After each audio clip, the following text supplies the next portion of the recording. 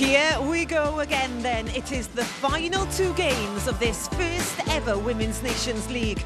And Wales, well, they are still searching for their first ever win in this competition. Tuesday night they take on Germany in Swansea, but tonight it's Iceland in Cardiff. And it's a match they must win if they are to avoid relegation from League A. The reverse fixture was a frustrating one. Plenty of opportunities not taken. Any that come their way tonight, well, they just have to make them count. So just to show you the state of play as things stand right now. Denmark top the group unbeaten. They take on Germany, who are second at 7:30 this evening. And towards the bottom end, you can see that tonight's opponents, Iceland, have that victory against Wales early in the campaign. So Gemma Granger's side, well, they have to win tonight by 2 clear goals if they are to leapfrog their opponents in this group. Yeah, you might need to get your calculators out later on this evening. Hello there, a very good evening and welcome to a rather chilly Cardiff City Stadium. We have wrapped up nice and warm for this one. The players just behind me warming up, and with it being the 1st of December, well, it's only apt that I've got 3 wise women joining me. Nia Jones, Katie Sherwood and Helen Ward. Good to see you all. Nia, it's fair to say it's been a tough campaign for Wales, hasn't it? Some world-class opposition in this group. Wales 4 seeds, a steep learning curve for them?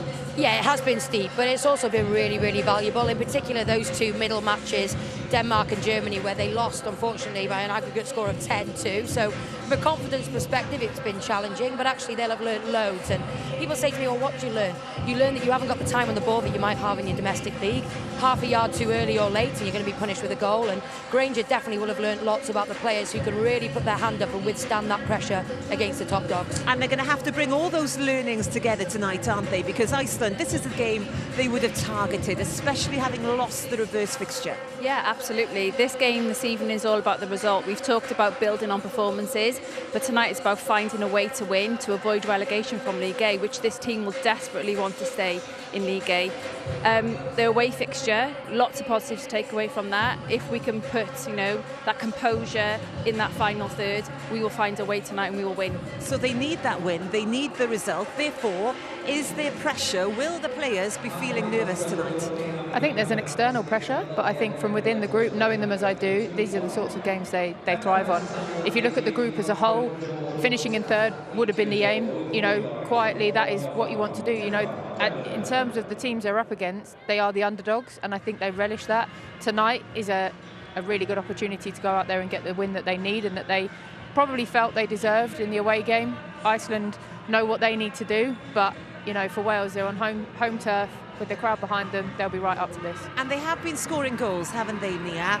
And that sort of comes into the philosophy that Gemma Granger now has. They want to be seen as an attacking side. Yeah, absolutely. The goal against Germany away, first ever for a Wales women's football team, is huge. It's a piece of history. And I think they've dominated possession in some matches, definitely had more chances than we've ever created playing in a Wales shirt against, the best teams in Europe. But I think tonight, it's interesting Helen calls them underdogs. I'd actually argue on paper, Wales have the far superior players. Of course, Iceland are still the 14th ranked side in the world and have been to 3 European Championship finals already. So I think Wales are favourites tonight and the pressure's on them. One player that won't be involved, Hannah Kane. She was back in the squad, but a little niggle midweek. How much of a blow is that? Yeah, she's been an excellent player. Unfortunately, we haven't seen enough of her in a Wales shirt. She's been blighted by injury since making her debut a couple of years ago, but fingers crossed it's nothing too serious. But there's plenty of players to come back in and take her place and do what they can do. But it is a miss. She's a fantastic player, but fingers crossed she'll be back soon. Well, let's see what the manager Gemma Granger makes of that omission. She's been talking to our reporter Alex Richards. Gemma, given the fact goals will be vital tonight, how much of a blow is it to be without Hannah Kane? Yeah, we're obviously upset that Hannah can't be part of the team tonight. We want to make sure that we can assess that injury and hopefully we'll get a positive outcome from it. But for us, we have a lot of players that are in form, players who are excited to take the shirt. So it is a blow, but we have players to step in. It's a must-win game to keep your hopes of staying in Group A alive. How important is it to take your chances when you get them tonight? Yeah, it's vital. We have to take our chances. First of all, we want to create them, but we absolutely need to take them, and that's been the focus all week in training. We've got some great goals against Germany, against Denmark, and now we want to do that here tonight. You've said throughout this campaign it's all about the performance. But given what's at stake, is it the case that you'll take the victory regardless of the performance? Yeah, absolutely, we will. We want to perform and win. If we didn't perform and we won, we'd absolutely take that. I think for us it's about our process and that journey. So we want to perform. We did when we played them in Iceland. So we want to do that here for our fans as well. And how key might those fans be at home tonight? Yeah, we're excited to be here. You know, one of the big reasons we do what we do is for the fans. So we're here tonight to put on a performance for them. Gemma, best of luck tonight. Thanks very much for your time. Thank you, Diolch. Yeah, the thoughts of Gemma Granger there. OK, let's discuss the team then in a bit more detail. Rachel Rowe comes back in, Kerry Holland as well, but no Hannah Kane, and a change of formation as well. Do you think this is the team that can get the job done? And let's add to that conversation about Hannah Kane, how much of a blow, because we haven't seen much of her for Wales, have we? I do think Hannah Kane is a massive blow because she's in great form at Leicester as well. She's scoring goals and she's a great player to bring off the bench as well. So I think she is a massive blow. However, back to this 4-3-3 formation, which we're familiar with, it sets us up really well in an attacking sense. We need to go and get 2 goals. Holland and Rachel Rowe, they'll really stretch Iceland, and that's what we need. We need to get at them.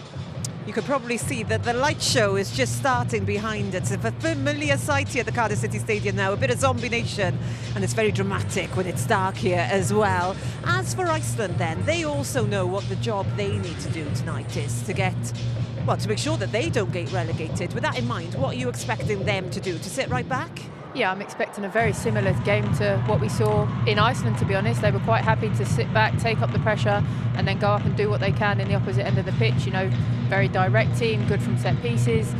So Wales will have to be mindful of that, but they're going to have to come up with something new. What have they learned from that game away to come up with opportunities to create and score goals, because that's what's on the cards tonight. What we've seen in that game was Wales actually dominate the game and be in control of possession, but it was in that final third, that decision making, that let them down, and that composure in the box. If we get that right this evening, we will score goals, and we will score more than 2 goals. Yeah. We're waiting for the teams to come into the tunnel, and you can just see there Sophie Ingle. A word about the captain, because since we were last in an international game, she's now broken the record for the number of appearances in the WSL for Chelsea. How much of an achievement is that for Chelsea, Sophie? It sums her up as a player and a person. She's the ultimate professional. She's so consistent. You very rarely, if ever, get a performance that's below an 8 out of 10. You know what you're going to get from her. She oozes class, and for her to go and break that record, and she's going to go on and get many, many more appearances as well. So, absolute credit to her. It's no surprise to me. And I don't know what age she made her debut in the WSL, but from the minute she stepped into this Welsh squad, we knew she was special, and it's just nice to see that she's showing that across, worldwide, really. She's got a very lucky mascot by her side, a very cold mascot as well in the t-shirt, I have to say. OK, then, the time for talking is over. This is a must-win for Wales. No mistakes. They need to make the most of any chances that come their way. Let's join our commentary team. Nia Jones has arrived there, and she's joined by Simon Davis. Good evening, both. Yes, thank you, Catherine. Good evening. And it certainly feels like the most important game of Wales's campaign so far. A win, and most likely a win of more than 2 goals, is needed if they're to avoid automatic relegation. Much will depend on the experienced players like captain Sophie Ingle, the Chelsea midfielder recently becoming the record appearance holder in the WSL. Her Icelandic counterpart Glodis Vigarsdottir actually scored the winner against Wales back in September. It is a night of pressure, but potentially one of great reward.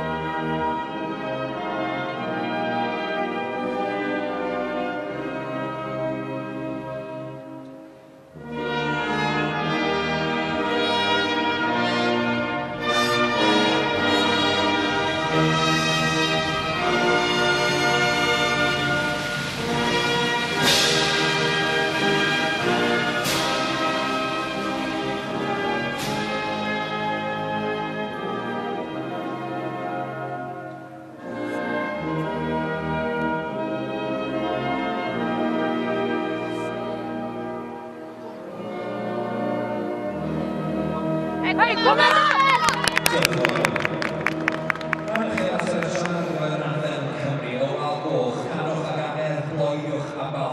Please remain standing for the national anthem of Cymru. The Red Wall, sing it loud, sing it proud.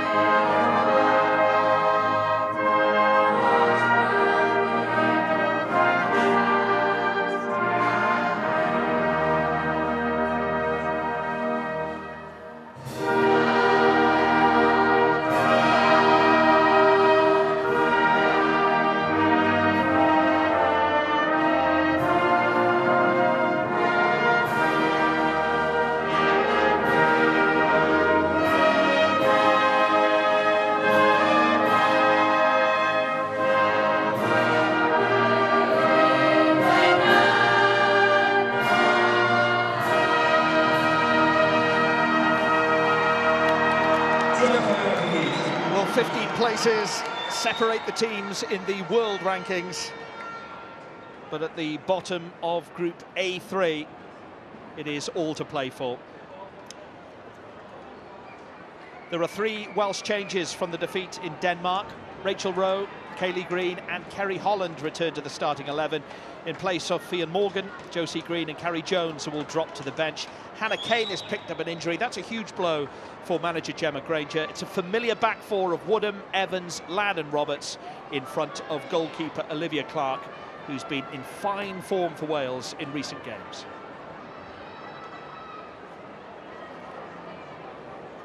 As for Iceland, they're unchanged from their 2-0 defeat in Germany. Viggo's Dottir captains the team. She actually scored against Wales. The only goal in Iceland's campaign so far, incidentally.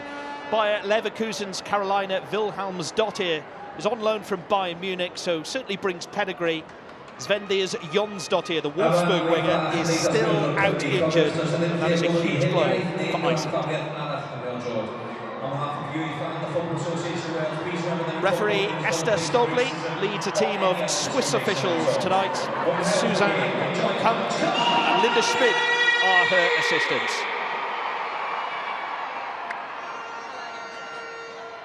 What would you like, red or blue? Okay, so we have red. What is your price? And it's a cold night in Cardiff. The players know what they have to do. Anyways, a make or break night for Wales. It's got the feeling of one of those big occasions tonight, but there's a lot for Iceland to play for as well, and their coach Thorstein Halldórsson. Carolina Vilhelmsdottir, certainly one to look out for, currently at Bayer Leverkusen, and in the absence of Jonsdottir, probably the most high-profile Icelandic player. Well, Wales's goal difference could cost them if they finish level on points with Iceland. It could have been so much worse had it not been for the string of saves made by Olivia Clark against Germany and Denmark. And a landmark night as well for Rachel Rowe, the Rangers player. She wins her 60th cap this evening. Proved to be a wonderful servant for Gemma Granger, and indeed her predecessor Jane Ludlow as well. So a big night, Nia Jones. A night of real pressure for these Welsh players. Yeah, it is, Simon, but exactly like you said, actually, huge reward at the end of it, and they're playing at home. They need a win and they need to score goals, and that's exactly what Gemma Granger has set this team out to do in the whole campaign. But they'll be really fancying their chances tonight, especially given how well they did in the reverse fixture. It is Iceland who will kick things off on this make or break night for Wales in the Nations League. Only a win will do, preferably by a margin of 2 or more. I think the message from Gemma Granger here, first and foremost, will be to get the win. Yeah, absolutely, and from the start you can see Wales, they've set up tonight in a 4-3-3. Slight change from the tweak that we saw them go with against Denmark. They went with a back five on that occasion, and from the off, really high press from Kaylee Green, which we know she's excellent at. First touch for Lily Woodham, part of a very familiar back four. She's really established herself in that position at left back. Roberts on the right, and Ladd and Evans in the middle. And it's Woodham's throw. First ball up to Kaylee Green, back in the starting 11. 3 changes for Wales tonight. It's a touch by Roberts, well, nervy touch, and away by James. Rianne Roberts to complete the clearance. Perseverance from Holland. Got space here. Wales will be encouraged by the chances that they created out in Reykjavik, albeit not the score. When you think back to that game, it was Iceland who only had 1 effort and ultimately 1 goal. Yeah, and what was so disappointing was that came from a corner. You know, such a basic thing that you sometimes take for granted in training when you're going through set pieces. It's not everybody's favourite session of the week, but they'll be really disappointed to have conceded that one. Green with her back to goal. Calm clearance away by Vigosdottir, the captain. She's definitely one to watch as well, Simon. She was outstanding out in Reykjavik, and as you said, scored that all-important winner. Fishlock. Well, she's done it again and again for Wales, and certainly done it in this campaign, and from that sort of range. Yeah, why not? I think it's applauded by a manager, because that is the first thought, isn't it? Get an attack on goal, get a shot off nice and early. She apologises to her teammate. She did have options. To Arnardottir. It's for Rosengard in Sweden. All down to Antonsdottir, and here's Eriksdottir. Also plays her football in Sweden for Kristiansands. Amazing to think that Iceland's solitary goal against Wales, it's the only time that they've managed to strike really in this group. It's a slim difference between these two teams at the bottom of Group A3. Yeah, it really is. They're quite similarly matched, actually. They played each other as well recently in the Pinatar Cup, and that ended 0-0. And if you look at the stats, they're pretty even in both those matches in terms of possession, chances created, corners. So it's be a fascinating contest tonight. Hallersdottir dispossessed by Woodham. And it's a chipped pass towards Fishlock. Looking for Green. Well, it was Vigosdottir who showed composure to put the ball away for a corner, but encouraging signs for Wales. Yeah, great early ball from Jessica Fishlock, and I really like Kaylee Green's movement then. Even the experienced captain at the back wasn't sure if she was going to actually take her right shoulder or her left. You can see her here. She thinks she's got her under control, and then she has to make that clearance. First corner of the game is for Wales and for Woodham. Just weighing up her options here. Most players in and around that penalty spot area. Cleverly done for Fishlock. A return heeled pass to Woodham didn't work out, but one from the training ground. Yeah, definitely, and why not? I think that she's got the quality to do that, Jess Fishlock, bit of skill, but Magnus dotted all over it, read it. Of course, Wales have to face Germany still in Swansea next week, but this is the one that they really have targeted as the key game. It's been a decent start, although Woodham's given the ball away. Ball up to Eriksdottir. Hilly Ladd with a lot of space. Yeah, I think it's been an interesting opening 4 minutes, actually. I think many of us were expecting Iceland to maybe sit in a low block like they did for lots of that match out in Reykjavik, but actually they seem to be wanting to also counter-attack. Been quite transitional in these first 4 minutes. And let's see if Wales can maintain position. Clark takes a touch. Well, no harm done in the end, but decent pressure from Eriksdottir. Made some really good saves against Denmark, Olivia Clark. It's an easy thing to say after a 5-1 defeat, but it could have been a whole lot worse. Sorry, against Germany, the 5-1, and of course made some good saves against Denmark as well. Yeah, she's been terrific, and that's a real shining light when Granger looks back and reflects on this whole campaign, really, is the emergence of that young goalkeeper there, and recalled to Bristol City in the Women's Super League, and has been terrific for them as well. Dottir. Dispossessed by Rhiannon Roberts of Real Betis. I'm sure she's much preferring these temperatures, Rhiannon Roberts. Yeah, everyone wrapped warm, as indeed is the Icelandic coach. Bitterly cold night in Cardiff. And there's a flag. Wales have a free kick.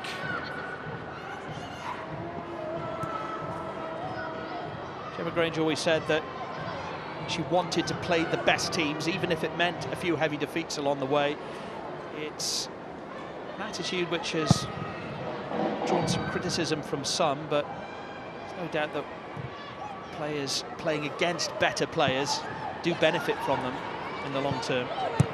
Oh, you absolutely do. You learn that you've got less time on the ball than you think. Your positioning has to be absolutely excellent, because half a yard either way and top teams and players will punish you. Rachel Rowe battling for the ball there, and Magnus Dottir could be in a bit of trouble with the Swiss referee here. Oh, she's so good at this stuff, Rachel Rowe. Uses her body so well, super strong. And yeah, there's a little shirt pull and a little hug from Magnus Dottir. Wilhelms Dottir through to Eriks Dottir. And well done, Gemma Evans. Oh, she had a good turn of pace there, Manchester United defender.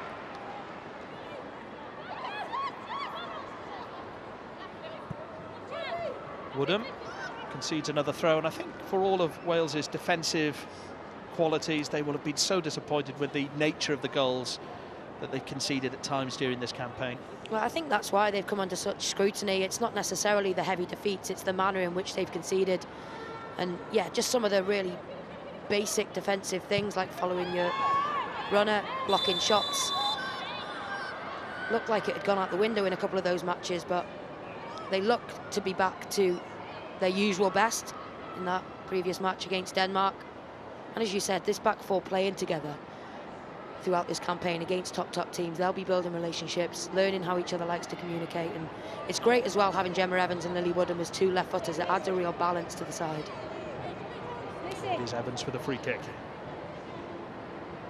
Manchester United looking for Kaylee Green, but only finding Magnus Dottir. Direct approach from Iceland so far. Ladd with a clearance away, Wilhelms Dottir. Snatched at it, really. Did have a bit of room after Ladd's mistake. Yeah, she did. It's just a couple of sloppy clearances, really, from Wales. We saw one from Clark previously, and that was their own doing as well. Woodham to Rowe. Always like to see Rachel Rowe in those offensive positions. This is her 60th cap tonight. I think even by her own admission. And we've seen her as a left back. Seeing her go forward gives so much to Wales. Yeah, and there's such pros and cons to being as versatile and as talented as Rachel Rowe, but you know, she'll do a job for the team, but deep down I think actually she really relishes playing in a more offensive role. Here is Rowe trying to find Holland, inches away from putting Holland through. Good vision. Goes back to Clark. Evans to her Manchester United teammate Hayley Ladd. There's Rhiannon Roberts. Wales having a bit of joy down this right-hand side, although the pass to Holland didn't quite work out.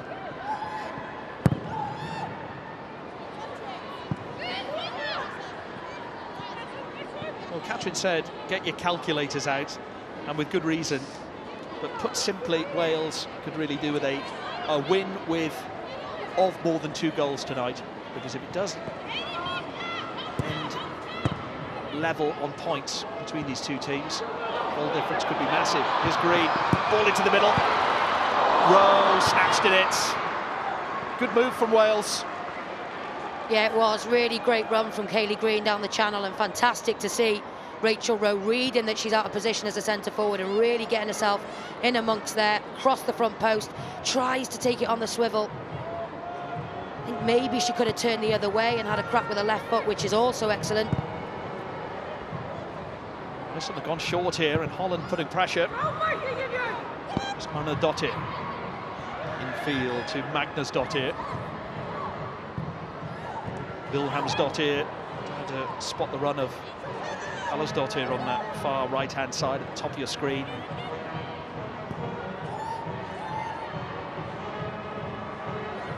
Go back to Sigurdardóttir, and it's Heiðarsdóttir being tracked back by Holland. Domestic ball forward dealt with by Gemma Evans. That's really nice build-up play from Iceland. 1-2 touch passing, back to front. They managed to beat the Welsh press. Nice move from Rowe. He took a body blow, I think. Bit of obstruction, unpunished by the Swiss referee. She does seem to be in a bit of discomfort, Rachel Rowe. Yeah, and important Wales don't make this game totally transitional, where they're turning over the ball too regularly. Which we've seen a lot of in this campaign. Yeah, we have. There has to be periods where actually you just keep it and you wait for gaps to open up and you move the ball. That's when they're at the best. Fishlock. Will you want Jess Fishlock with space? And she's got plenty of that. She's also got Rachel Rowe. Rowe will try it. And she can do it from that sort of range. Yeah, we've seen her do it, haven't we? Time and time again at this stadium in particular. Kayleigh Green, an intelligent run just to take one defender out the way. There's a misplaced pass, missed by Ladd, and Eriksdottir not able to get there ahead of Evans. It's tremendously open this opening quarter. Seems to be room for both teams, and hopefully that means goals, and hopefully Welsh goals. Here's Holland. Green is free. Rowe in there too. It's Fishlock. Well, there were plenty of options for Kerry Holland. Oh, they're getting some joy down this right-hand side, aren't they, Simon? Kerry Holland, we know how dynamic she is. Brilliant at running with the ball. Threads the needle through on the through ball. Look at the red shirts attacking the box. Rachel Rowe trying to get herself in there as well. It's the cut back to Jess Fishlock is the best option, but it's a terrific block, isn't it? Head in the hands of Jess Fishlock. And Kerry Holland, when she's got space to run into, she can be so effective, and that has proved to be the case so far. Finding herself back in the starting 11. Gemma Granger surprised us with the number of changes she made out in Denmark, but probably the more tried and trusted and more familiar 11 tonight. Yeah, and I think she was a big miss, Kerry Holland. She's obviously fantastic going forward, but she really knows her roles and responsibilities without the ball as well, which is why Granger, she's such a consistent pick for her. Holland dispossessing Sigurdardóttir. Here's Heiðarsdóttir. Jessen has made the run on this Icelandic left, but they've switched the play. Woodham is there. Well, the pace of the game has been hard to keep up with at times. Hasn't really settled this game, but there have been areas of space for both teams to exploit. Yeah, there has. They're probably just trying to warm themselves up, Simon, because it is nearing freezing degrees here, but good experience shown by Sophie Ingle there, draws a foul. Flicked on nicely to Kayleigh Green. Well, it was a tight angle, but it was a nice flick on from Kerry Holland, acknowledged indeed by Kayleigh Green and Gemma Granger. Yeah, they does well to keep off guard here. You see the run, great flick on from Kerry Holland. It's a really difficult skill, this. She has got 6 goals so far in the championship in 10 games, so confidence is high for Kayleigh Green. Charlton athletic player.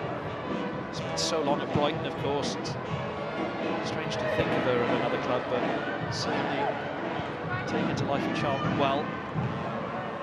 And I believe she was the highest capped player at Brighton in the Super League, so we're really clocking up some Super League celebrities in this squad at the minute, which is fantastic. Absolutely. Of course, well done to Sophie Ingle as well. We've known her qualities for quite some time, and Chelsea certainly aware of them. Here is Sigurdardóttir. And the run from Jessen is a decent one. Safety first from Ladd.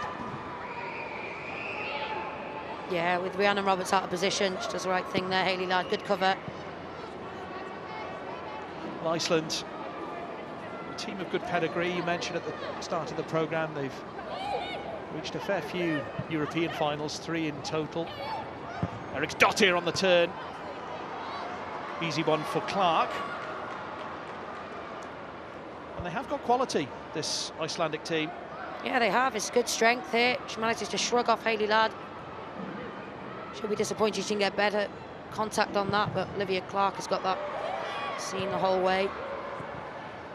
Ivarsdottir to Agnarsdottir.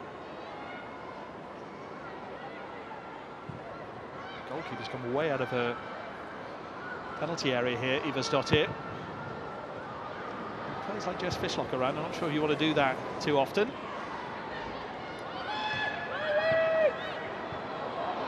Nice play from Holland. Here's Kaylee Green. Fishlock could still work for Rowe. Well, Fishlock's gone down. Well, Nia Jones says penalty, but the referee doesn't. Well, I'd love to see that one again, Simon. Well, here's Holland. It's still there for Wales. Holland! Side netting, but the bigger question that Gemma Granger will be asking, was this a penalty kick? Well, to start with, it's terrific pressing from Wales. The ball is ever so slightly too far ahead of Fishlock, but as it comes back here from Rowe, she does not get contact on the ball. She looks guilty as sin to me. Fishlock uses her body really well. I think she comes in down the back of the calf there. Of course, no VAR, which is a real shame for Wales. Well, there was no doubt that it was inside the box, and the referee was well placed. Well, it's the type of incident that could potentially be so costly for Wales come the end of the group. Fishlock stayed down, and maybe it was the lack of protests on the pitch that didn't sway the referee, but we've waited 17 minutes and we have a major incident here. I think Wales can still, regardless of that decision, take huge confidence from the fact that when they do get at teams and they do press them with energy, that they can create some real chances, and you win the ball higher up the pitch. Just goes to show that Wales offensively on their game tonight. We've seen numerous chances and a really good penalty claim. Ladd. Wales don't want to be the victims of injustice at the end of the game. They want to continue this pressure. That's what Holland is doing. Has been very effective so far, and on this Welsh right, she really has been a threat. Yeah, and I think, you know, this is proof before our eyes of the difference between where Wales are at currently and the other teams in their league. You know, Denmark, Germany, you could argue if they'd had similar chances to Wales have had in these first 18 minutes, they might find themselves 2-0 up, and this is why it's such a valuable learning curve for Granger and the girls.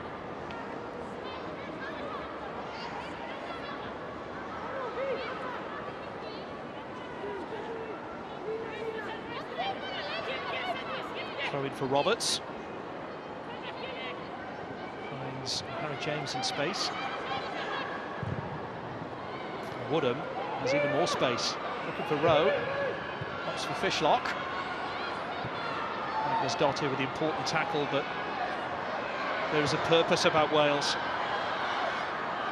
Holland, James. Rachel Rowe. Ball in towards Holland!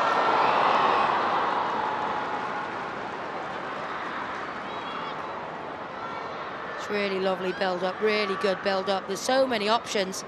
See the underlap here from Lily Wood and just distracts them just for a second. It's a lovely chip from Rachel Rowe. And another effort on target. Holland was onside as well. Timed her run to perfection. Agnarsdottir.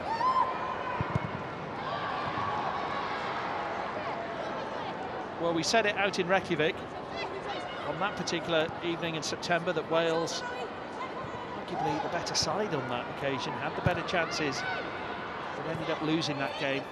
Don't want lightning to strike twice.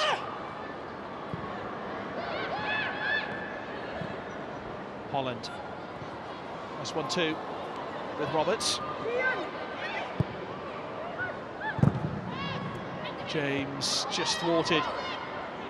But the build-up play has been really, really encouraging. I think Gemma Granger will be pleased, won't she? Oh, she absolutely will be. And for me, it's the number of players in support of the player in possession is the difference tonight. And of course, you know, Iceland don't pose the same threat that Germany might or Denmark might on the break, which is why Wales have slightly more confidence to commit some more players. But overall, they look relaxed tonight. Body language looks positive. As you say, they just need to not get frustrated at the lack of difference in the scoreboard at the minute, because they're playing well. The assistant referee giving an offside, so it is technically an Icelandic free kick. After quickly taking the last free kick. Kelly Green could be in here up against Vigos Dottir. There are goals in this game.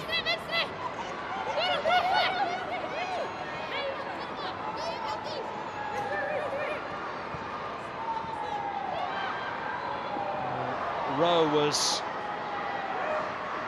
floored then, illegally so. We'll have to see that again, but she's been in the thick of everything so far, Rachel Rowe. Eriksdottir. Jessen. Fishlock looking for the run of Holland.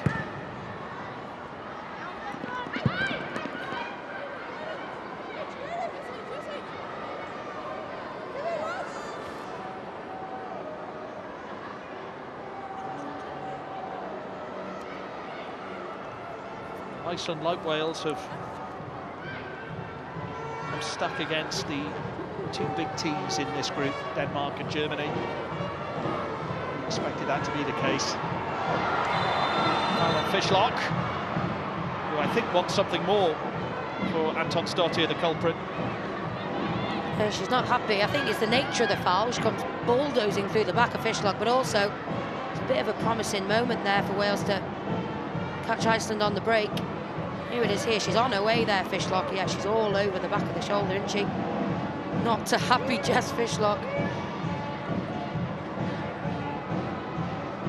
Woodham with a free kick.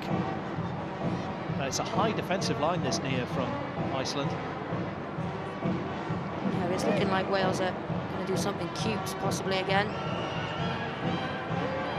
Rachel Rowe has come across instead and may well look to put it in that position between keeper and defence, which is where you would expect the likes of Kaylee Green to attack. It's driven in towards Green. Evans on that back post. The idea was there. Yeah, it was, and the execution was almost there as well. It's drilled in from Rachel Rowe. All it needed was that little glancing header that Fishlock gets. Just too far beyond Gemma Evans at the back post, but again, really, really positive from Wales. Again, a short goal kick from Iceland, and Wales immediately putting them under pressure. Always risky. It's the type of move, when it comes off it looks great, but it can be so risky for the defending team. And Wales are on it tonight. They really have a spring in their step at the moment, you feel. Yeah, they have, and you know, viewers might be watching wondering, well, why don't Wales press high every game? It's difficult when you're playing against really technical players, but actually they look like they're all singing from the same Welsh hymn sheet tonight. When one's going, somebody else is following in behind. There's one thing we could do, it's a hymn sheet. What you like at singing? You don't want to know. Well, Fishlock again complaining with officials, and Gemma Granger as well giving her thoughts to the fourth official. It's been a physical encounter for Jess Fishlock so far, and this is the latest challenge. Magnus Dottir. Yeah, and you can see why. It's really late, and when it's close to the touchline where the surface changes and there's camera equipment and there's other people, it can be really dangerous. The referee feels the need not to display yellow cards and has just called some of the senior players over. Ingle and Eriksdottir there. So the big call was that penalty decision that wasn't for Wales. And I'm sure Katie Sherwood and Helen Ward will have their thoughts on what happened there. Here is Fishlock out towards Holland. Green waiting. Could still fall for Green. Here's Rowe. Well, messy stuff from Iceland, and Wales really putting pressure on their opponents here. Yeah, they are, and it's Fishlock in that good old-fashioned number 10 role that we just so love seeing her in. It's right between the Icelandic backline and midfield, so dangerous.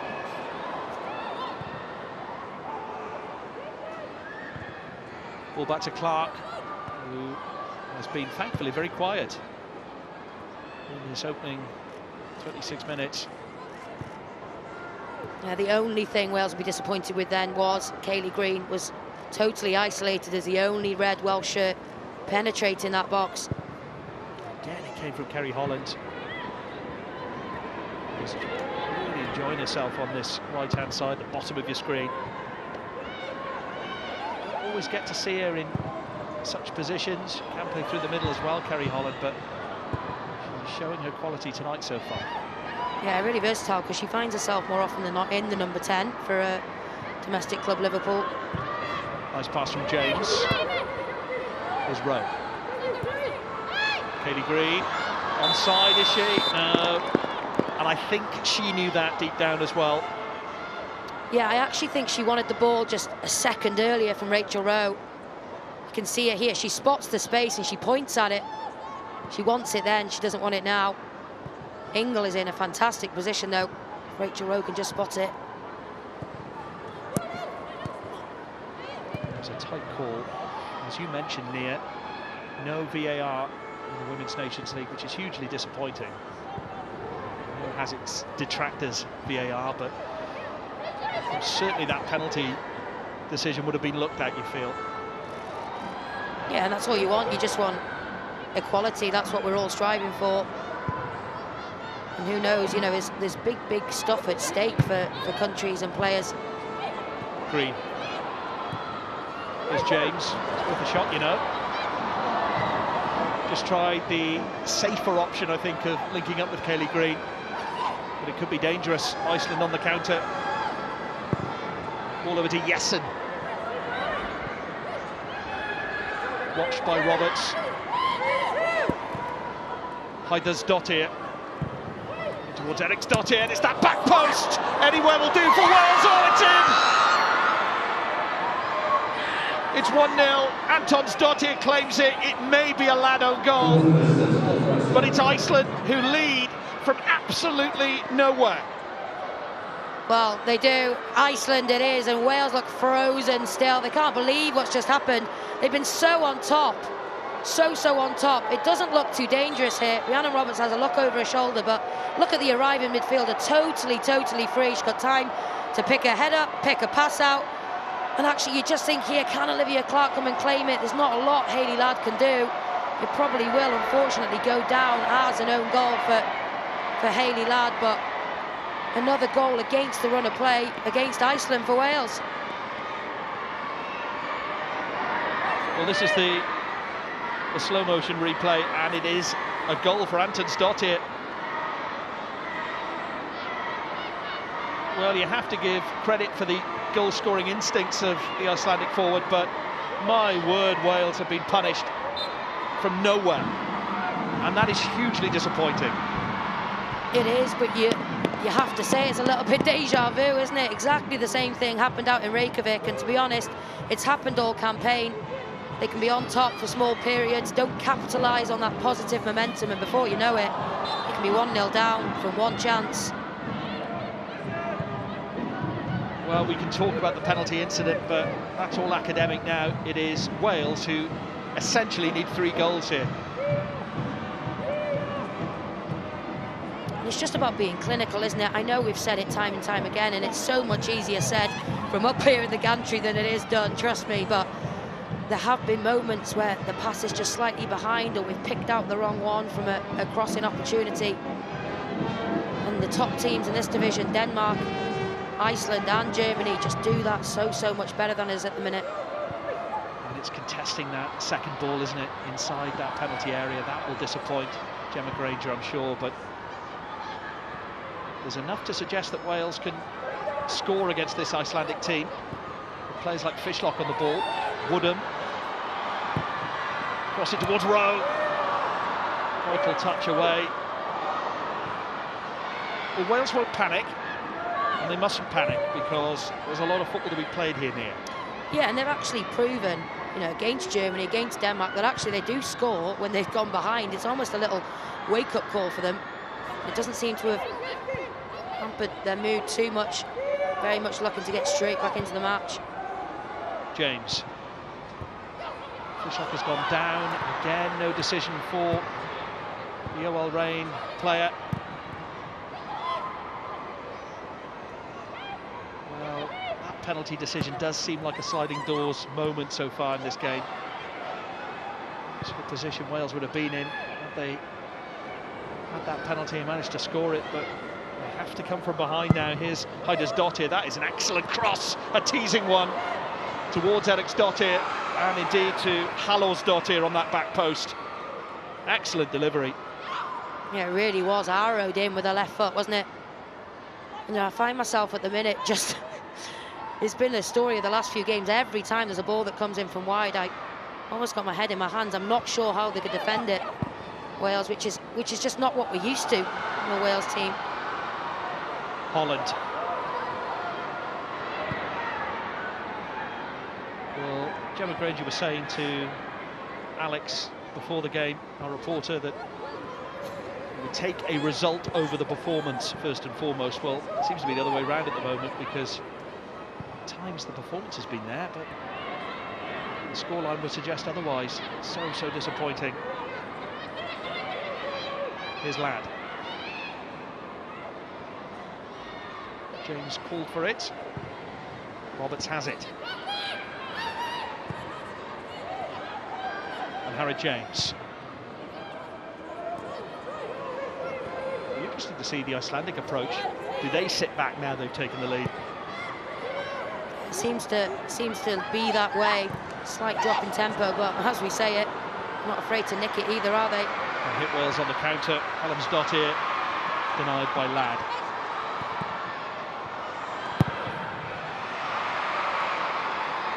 The team that finishes third in Group A3 will then be subject to a further playoff with a League B team to stay in League A. So it gets even more complicated. Never easy, never straightforward, these UEFA competitions, but... And that's where I look across to you and all your lovely paperwork to describe that.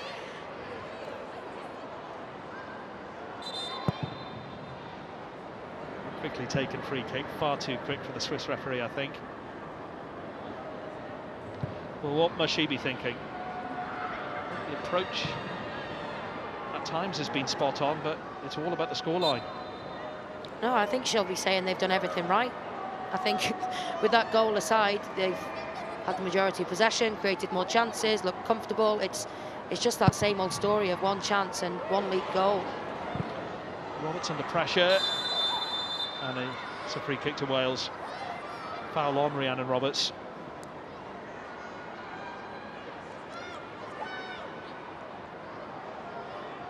Actually did well under pressure from Jessen there, Rhiannon Roberts. Yeah, she did. They're having a good tussle, and it's lucky because I think she tries to get a bit of a contact on it, but comfortable in the end.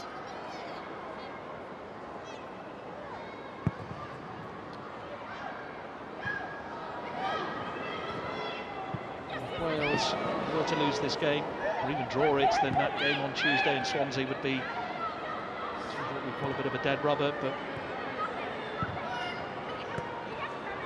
still time for Wales to get back in this. Vilhelmsdottir, good tackle by James. Brilliant from James. She's really combative in the central midfield, and that's what she does so well. That dirty work, if you like, that often goes unnoticed, but we know how important it is for Wales. Sets up numerous attacks. One of the centurions in this Wales lineup, 14th cap at Harry James.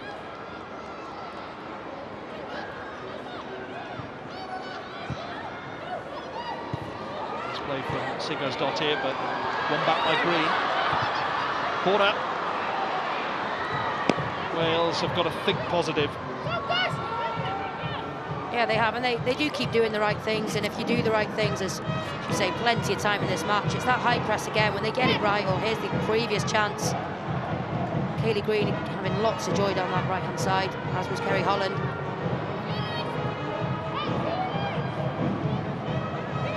Rachel Rowe with the corner for Wales. There's plenty to aim for too. Floated delivery towards Rhiannon Roberts, comes out to James. Excellent contact from what was a really difficult effort to take on.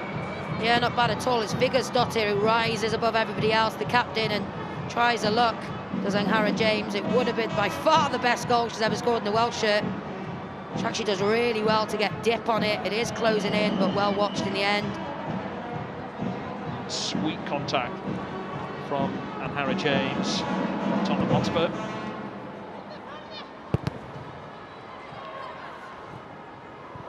Sigurðardóttir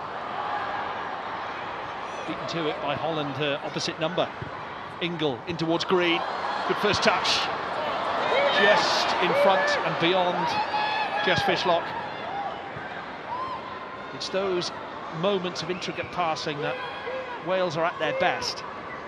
Just on that occasion, ball not through to Fishlock from Green. Yeah, she does the right thing. Kayleigh Green takes it really well. It was a bouncing ball fizzed into it, and I think Fishlock recognised that possibly was where she should have been. Lily Ladd of Manchester United. Fishlock in space. If she looks up, she can see Rhiannon Roberts here. Supported again by Fishlock. Pops for Holland. Fishlock. Tried to poke it through to Rowe. Here's James. Just didn't fall for Wales. That final bit. Ingle. Fishlock. She'll hit it! Decent save from Sigurðardóttir from Jess Fishlock. Yeah, it's exactly what we want to see. It's exactly what the Red Wall want to see as well. Previous chance, it was begging to be hit, and I think that's what she was thinking about when it fell to her the second time. Lovely vision from Ingle to spot her in that little pocket of space again. And down the other end, it's Iceland who could be in here. It's Halldórsdóttir. Great recovery from Lily Woodham. And it needed to be. A simple ball over the top, and Woodham had to track back. She does have terrific pace, Lily Woodham, and she needed every yard of it there.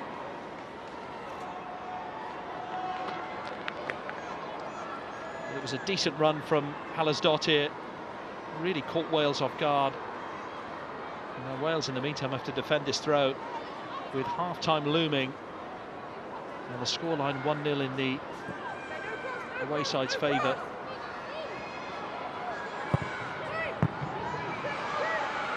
Clearance from Ingle.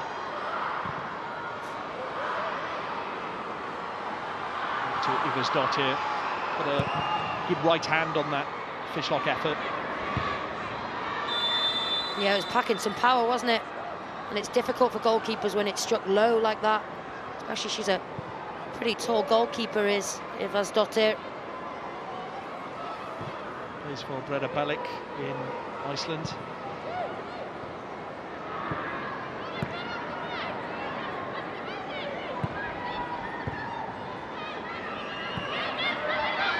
Here's Hayley Ladd. Fishlock. Well, Fishlock again. Pushed to the ground now. Antonsdóttir arguing with the referee, but surely she can have no complaints. It was a rough tackle on Jess Fishlock. Yeah, and do you know what? She's one of the best in the game at taking fouls when they're actually in contest for the ball, but it's this stuff that's been happening time and time again. Ball is long gone, and there's a flying right elbow coming right across Jess Fishlock there that's really, really not good. I'm not sure what the referee's going to make of it. It's a stern word with the captain, but you know, it's the second or third time that's happened, particularly on Jess Fishlock. They've definitely got her marked. Well, she invites that sort of pressure, Jess Fishlock, given the player that she is, the star that she is, but Wales do have a free kick here. And with minutes to go until half-time, an equaliser would be most welcome. Gemma Granger hoping that that will be the case. The referee has stopped the play here. Oh no, she has allowed Rowe to take this free kick. It's flicked on. Evans trying to keep it in. Side netting. Yeah, it's always difficult to try and hook that back into the penalty area near. Yeah, it's a definite plan off the training pitch, isn't it? That arrowed ball in from Rowe, the flick on, and Evans round the back. Her teammate is screening off her opponent, so there's definitely space there.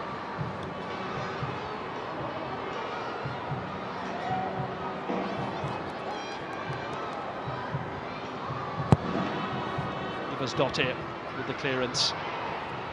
Dottir powers away past Evans. Wales are going to be careful here with Dottir of Leverkusen.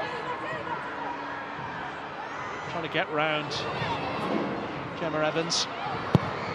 And has somehow got a cross in. It's an ideal cross, but Clark should collect this. Jessen's looping header, easy to collect in the end, but Dottir somehow managing to get that cross in.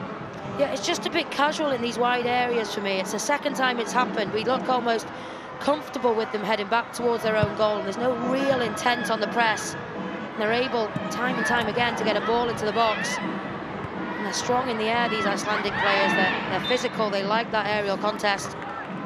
Can't allow it to happen, Wales. Handball against Roberts. Gemma Granger is not the type to panic.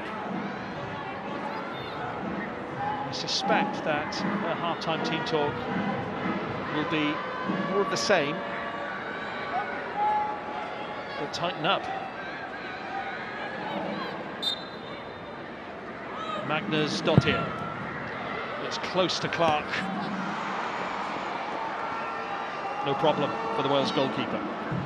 Yeah, good start position. She read it all the way, and the line was good from Wales as well.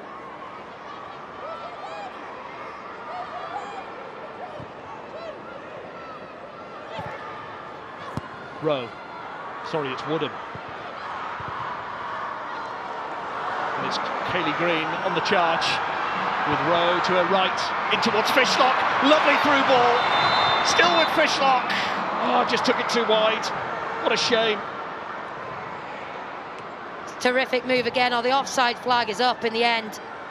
And she'll be frustrated because look at her, she's demanding the ball, she's pointing at it, she wants it so much earlier than what she actually gets it. It's a good interchange though, Green out wide, Fishlock through the middle. Again, more positive signs for Wales, but when are they going to be able to take one of these chances?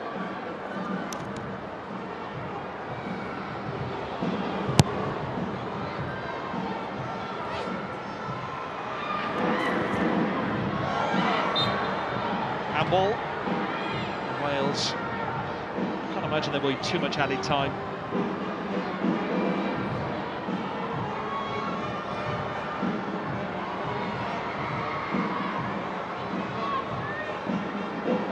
James.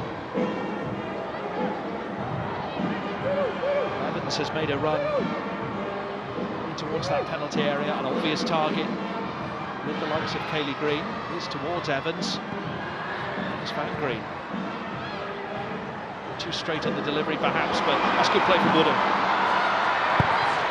Decent cross, Holland! Well, collided with the goalkeeper and is punished for that. But really positive stuff from Woodham. Yeah, it was, and she had to win that duel as well because, as you previously mentioned, Gemma Evans had committed to the attack, so vital she makes that win there. And as we've seen, she's got a brilliant left foot, slightly too far ahead of Holland. There's no malice in that challenge there.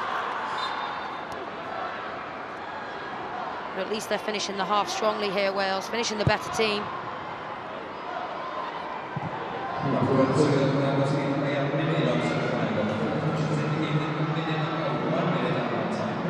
Minutes of added time at least.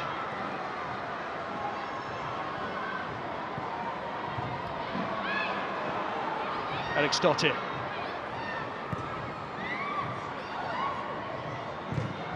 Good charge down from James.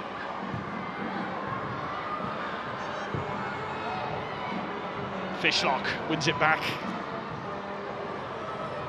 Well, like to be a fly on the wall in that dressing room for Gemma Granger's team talk. I think harsh words will be said, but there'll be disappointment of the manner of the goal.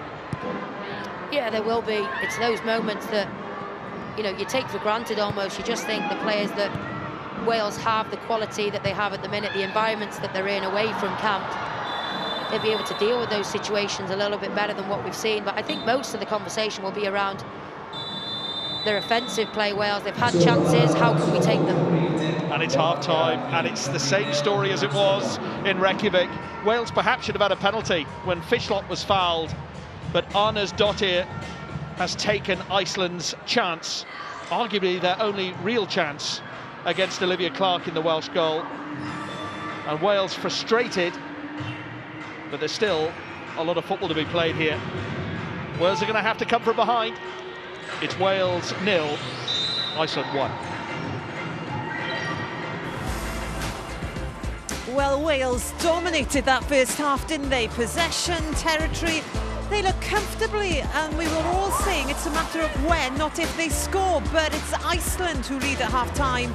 A scrappy goal from one of their few opportunities, and a sense of déjà vu for Wales here at half-time. And let's have a look at the stats then, because they confirm the story of that first half. Wales had the possession.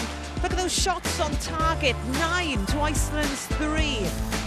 And shots on target, 2 to 1. But corners, Wales have dominated as well. But the one important fact, Wales, well, they are behind. And we're feeling very cold here at half-time, but also slightly deflated, because Wales have done everything right other than scoring that first half, haven't they, Katie? Yeah, up until that goal, they were in complete control, you know, creating chances, pressing Iceland and really frustrating them and winning the ball back in great areas and creating those opportunities. But just that one error again where they haven't stopped the cross and they've let Iceland back into the game. And Gemma Granger said pre-match, didn't she? Yes, I want a performance, but it's all about results. But it's sort of the other way around this evening, isn't it? She's had the performance, but maybe at half-time anyway, not the result she's after. Yeah, and Katie's exactly right. Right up until that goal and after the goal, Wales have been the team on top. They've been creating. The press has been sensational. Really have to give them credit. They've obviously worked on it during the week, and they're winning the ball back in really dangerous areas. It's just they haven't got that clinical edge at the moment that we've seen at the other end. The one chance and really good centre forward play, you have to say, to poke it into the goal. But positive performance, but really disappointing to find ourselves one goal down. Yeah, let's have a look then. I mentioned 9 shots in all for Wales. Here are some of them, and as we've already discussed, real intent from the first whistle from Wales. Yeah, and we're creating really good chances because Wales are pressing and they're winning the ball back in really great high areas. Working really hard. Kerry Holland's been really in the thick of it. She's been so impressive, hasn't she? Yeah, and her decision-making has been a lot better. Again, another opportunity. She gets her heads up, driving into the box. Good numbers into the box. Good movement there from Kaylee Green to take the player, go across that front post, which is a really unselfish run, and not many players do it. But she's been making good runs all day. On that one, could she have been a bit cuter and maybe look to lob it to the back post? But not an easy opportunity. And none of these are clear-cut, so we have to, you know, we can't be too harsh. Can they get themselves just that little bit closer to the goal to create something that's more clear-cut, that's got more higher percentage of ending in a goal? But really positive opportunities and moments, just not quite that finished article at the moment. Not that clinical aspect that we are after. But there could have been a goal for Wales. Now then, the big question, is this a penalty? Jess Fishlock goes down. We've seen them given before, Katie. Yeah, well, you sometimes with the penalty you look at the reaction of other players and they don't appeal for it. It's definitely in the box and we've seen them give them no VAR, as Nia said. It's a nibble. Yeah, I think the key for me is that she doesn't really go to play the ball. She sort of goes to press Jess. Her foot's there, but she doesn't. There's never really a challenge. If she goes and swings and she goes through Jess, then it's no-brainer. But I think on that one, you're hoping it's given, but I understand why it hasn't been. It was minimal contact. If you were on the pitch, what would you be saying? The forward in me is saying it's a penalty all day long, but I think when you look at it clearly, it's a grey area one. It's one of those you can understand if it's given, but you also see why it hasn't been. OK, let's look at the one goal that we have had then, and who's claiming this? Well, Hayley Ladd will not want to claim it, that's for sure. It's just a messy one for Wales, isn't it? Scrappy again. Yeah, and it actually starts from a Wales attack, and we recover really well. But this player here, she has so much time. She can get her head up and she can play that long diagonal ball. Far too much time to get her head up and play that ball, and we've got to do better in these wide areas. Robert, she's isolated again. Kerry Holland, she's trying to get back, but because she hasn't got back, she needs to do more to stop that cross and impact the player's delivery, and then it's just a number of errors in the box, and she's out-muscled in the end. And it seems to be the pattern of the whole campaign, doesn't it? It's the same old story, the same old frustrations for Wales. It is, and it's really surprising to see because it's never been the case before. It was always such a pride of how Wales defend their box, and that hasn't been the case, as you said, throughout this whole campaign really, and it's been wide areas, crosses into the box that either the cross needs to be stopped at source or we need to defend the box better, and at the moment that's been a real struggle. It's been a very physical game as well, and right in the middle of it, no surprises maybe, Jess Fishlock, but they've really gone and targeted her, haven't they? Yeah, it has been really physical, really aggressive, but Jess, she absolutely loves this. She uses her body really well, she's really intelligent in order to get those free kicks, but to me it looks like they've targeted her a little bit because they know that, you know, the creativity she has and how she can really unlock a defence. But yeah, she definitely knows she's been in the game this half. Yeah, and it's a backhanded compliment really to her Okay. because she's the danger player, and she has been the one player that looks like she's driving, as we've seen many a time, she's driving this team forward. She's full of creativity, she wants to get on the ball, and Iceland know that, they're not stupid. But yeah, I expect you were just about to say, should the referee have done more? And yes, I think we do. We want stronger officials because, yes, it's all very well and good saying that it's a compliment to her, but at the end of the day, we don't want to get injured, and we don't want any nasty tackles or anything like that. She does need a little bit of protection. OK. For now, thank you very much both. We're going to concentrate on one member of that Wales defence, Gemma Evans. She wins her 58th cap this evening, and the 27-year-old, well, she now plays her football at Manchester United, but it could have been very different for the girl from Gelli had she chosen a different shaped ball. Can you do me a favour? What? Just in front of your face. Big clap, right? Okay. Go.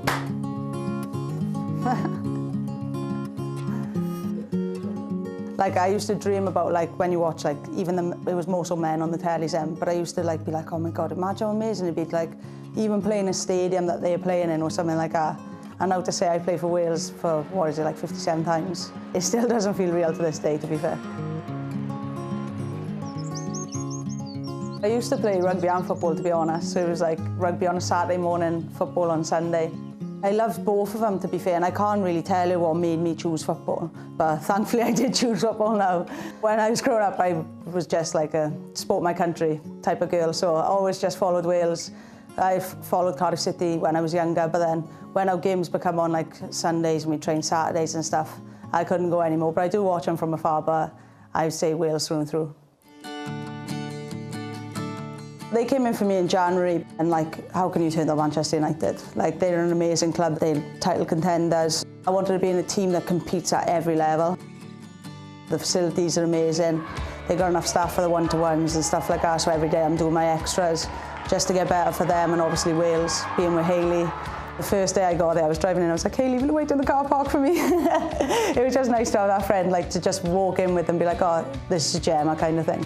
Life in the city is a bit different to the valley, but I'm settling in all right, yeah. We want to be in League A, like, that's where we want to be, because we want to qualify for a major tournament, and we feel like that's the best prep for us. I feel like I've sacrificed a lot of things in my life, so I feel like I've achieved what I should have achieved, but there's still a lot more to come from me, and I'll keep striving. I always want to do better. All smiles from Gemma there. A lot more to come, she says. Where do you think her game is at right now, Katie? Well, the fact that Manchester United have come in and signed her says a lot about what people think about her. You know, her story is really actually inspirational. She's come from Welsh League team Port Talbot, and now she's playing for Manchester United. You know, she's a fantastic player. Her aerial ability, her superior athletic ability, but also what she can do on the ball. Her left foot is an absolute wand, and she's been such a great addition, and she's really grown into the player that we see. But she's not playing much for Manchester United at the moment, and is that an issue for Wales? At the moment, I'd say no, because I think she'd got to the point, and this is no disrespect to the likes of Bristol City or Reading, where she'd played for the couple of years before, but I think she'd outgrown that and she was almost in her comfort zone. And for any player, that's a dangerous place to be, because then you stop getting better, and she'd been on such a steep rise that I think she needed that next step where she's going to be challenged every day, not just in games but in training with those top level players. She's playing with world-class players at Manchester United, and she'll be learning from them every single day. And don't get me wrong, she would want to be playing more, but I've got no doubt that her ability will shine through, and we'll see more and more of her in a Manchester United shirt, and then when we see her out here playing for Wales, it's going to benefit them. Ferocious on the pitch. What's she like as a character? A prankster, some say. Have you been on the receiving end of any?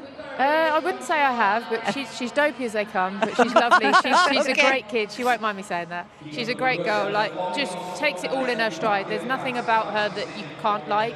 She's just a good girl. She wants to learn, she wants to improve, and that comes across in her everyday life. She's just a nice person to be around, and she gets on with everybody, and I think everybody was delighted for her to get that big move, because it's absolutely what she deserves. And she can be almost too laid back at times, but now she's stepped up into that top tier team.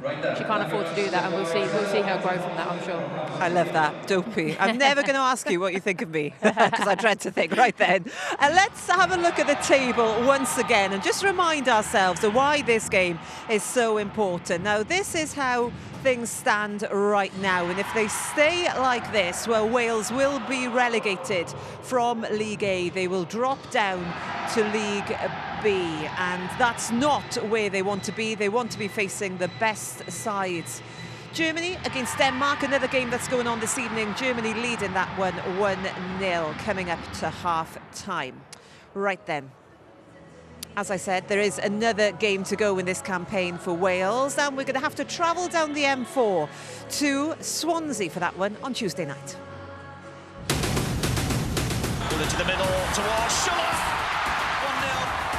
Oh, good save from Clark. Did ever so well. Holland, 1-1. And a good save again from Clark. It's 2-1. Eric's cleared off the line. And is it going to get worse? It is. It's 5.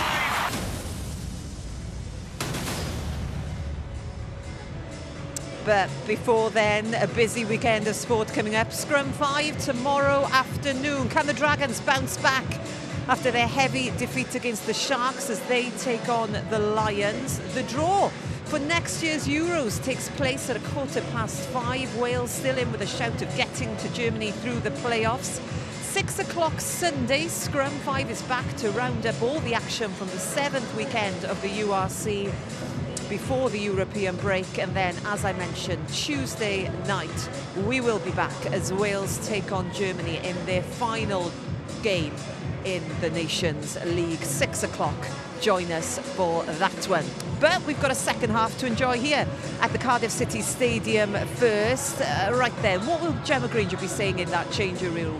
More of the same, or does she change, mix things up? Because now they definitely need the goals in this second half. I think it's really important that we don't panic.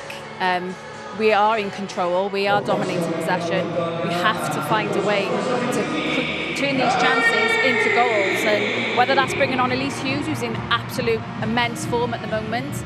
We might see some changes, but we're going to have to go and get at Iceland straight away. Wales are coming out early. Does that tell you quite a bit that they are very eager to get out there and that they want to get on with things as soon as possible?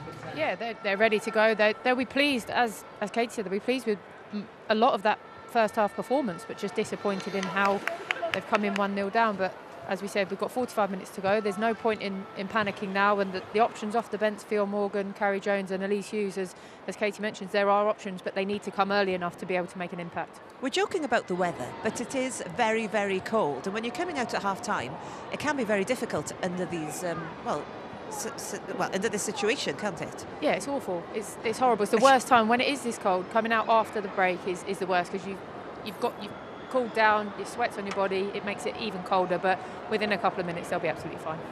Katie, it's not nice, is it, out there? No, it's not nice. I think the worst thing is when you're cold is when you go in and come back out. Sometimes it's easier to stay out, isn't it? But yeah, they have a job in hand. They'll be focused. We've got to go and get 3 goals. That's a big ask, though, isn't it? And seeing how much they've struggled with being clinical in that final third, do you think this side is capable of getting those 3 goals? I do, yes, but I also think that they're going to need fresh legs to do it. Unless a goal comes in the first 5-10 minutes, I think we're going to need to see changes around the hour, 70-minute mark at the latest for them to be able to make an impact and cause this Iceland defence some more problems. And we have criticised Gemma Granger in the past for not making those changes, but recently she has been quite eager to get players on and to make changes when they are obviously needed. Yeah, and we've seen the impact that Fia Morgan has. You know, her pace, it just gives this team a different dimension. I just think we need to stretch Iceland, and it'll give the defenders something else to think about. So, you know, she has the options. Like Helen said, it's just when she chooses to use them. We mentioned Kerry Holland being very busy down that right-hand side. Rachel Rowe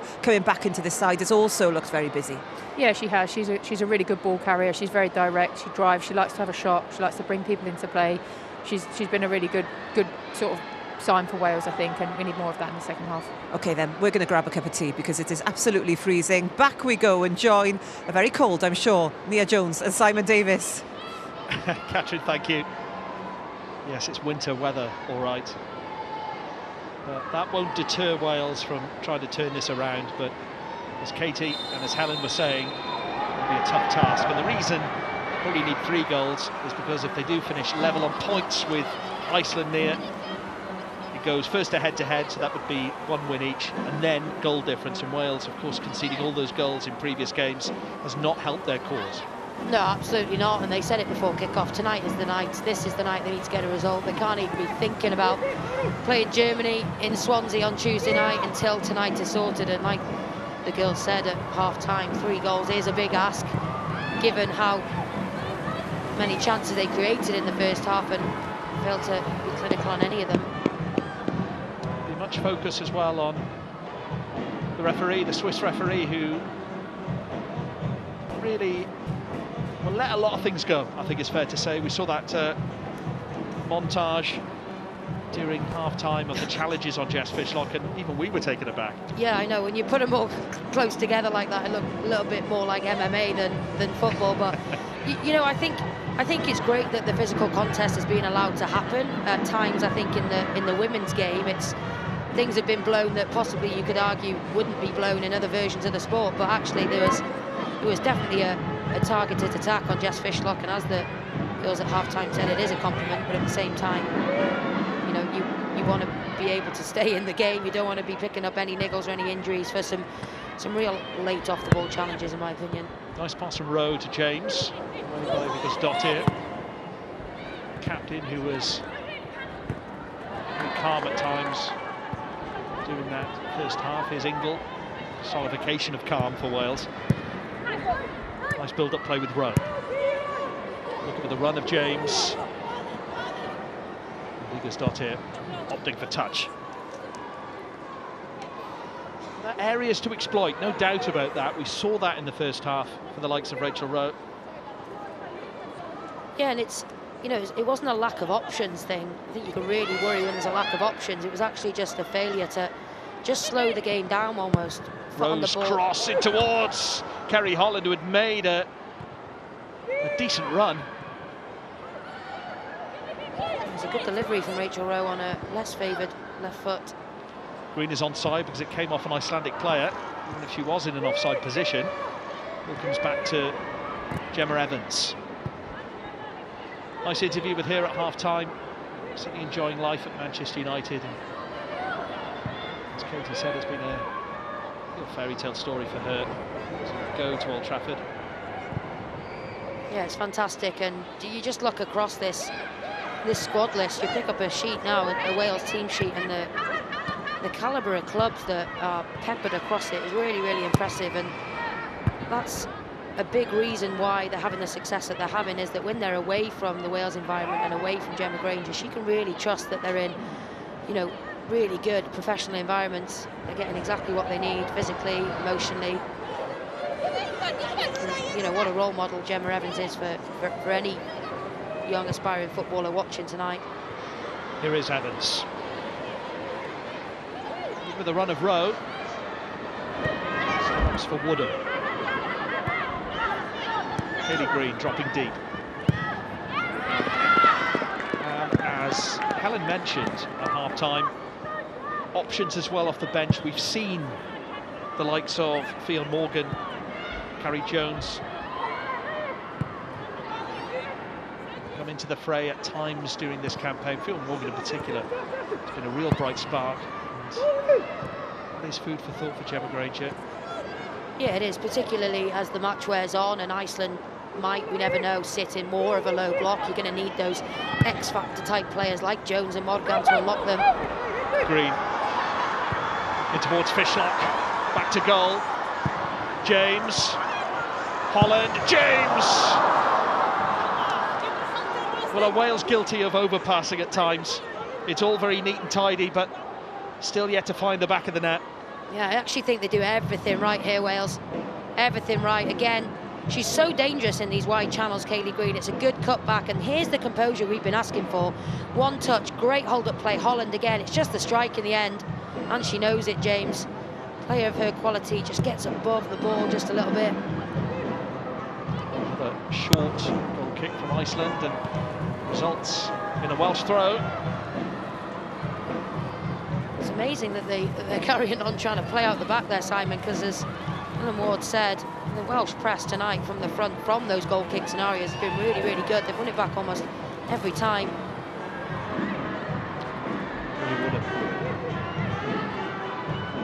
Rowe.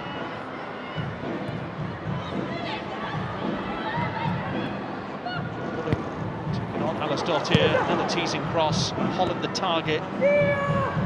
Was Holland the only target? That was the issue.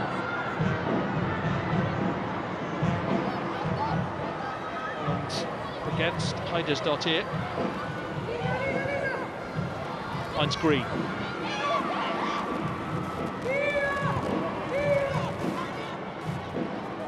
James. Fishlock, Ingle. Woodham almost there. It's those passages of play in and around the penalty area, the intricate passing, that Wales come alive. Yeah, they do, and they've started really strongly. Interesting to see Charlie Escort there being sent to warm up.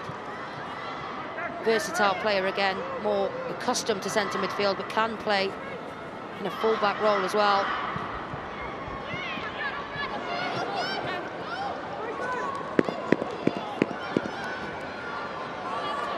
Well, options on the bench there.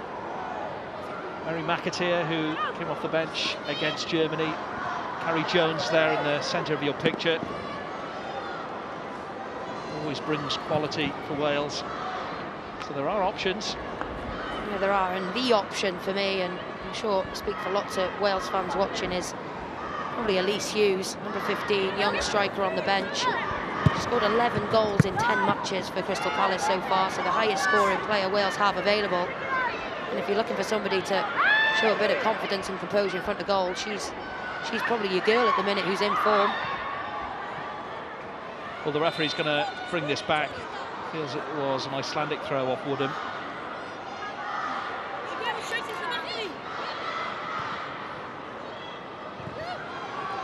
And the dot here has given it away. Here's Fishlock. Anton's dot here. The goal scorer winning it back. Finished well, in fairness, in the first half. Showed real forward instincts. And Fishlock show similar instincts. Trying to control it. Ingle was approaching. It was a very straight ball to her. Yeah, it was. It was impossible for her to get anything on target from that position. All 5'2" of it was at full stretch to try and get some sort of knockdown. I might be doing her a disservice there. She might be 5'3", I'm not sure. Well, she makes up for it in other qualities. No Absolutely. doubt about that, and she's certainly been targeted, isn't she, by Iceland tonight. Options off the bench, possibly. Charlie Escort there, we mentioned. Carrie Jones. Here's Jessen for Iceland. Dottier has made a run here. Awkward one for Roberts to take on. Did well to find touch.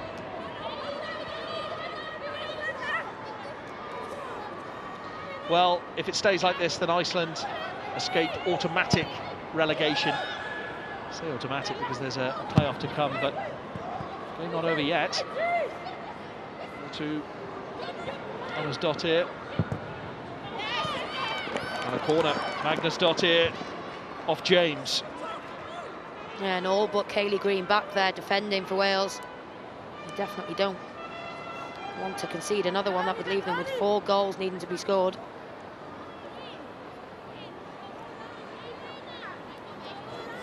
Magnusdottir of Rosenborg in Sweden. She's going to leave this.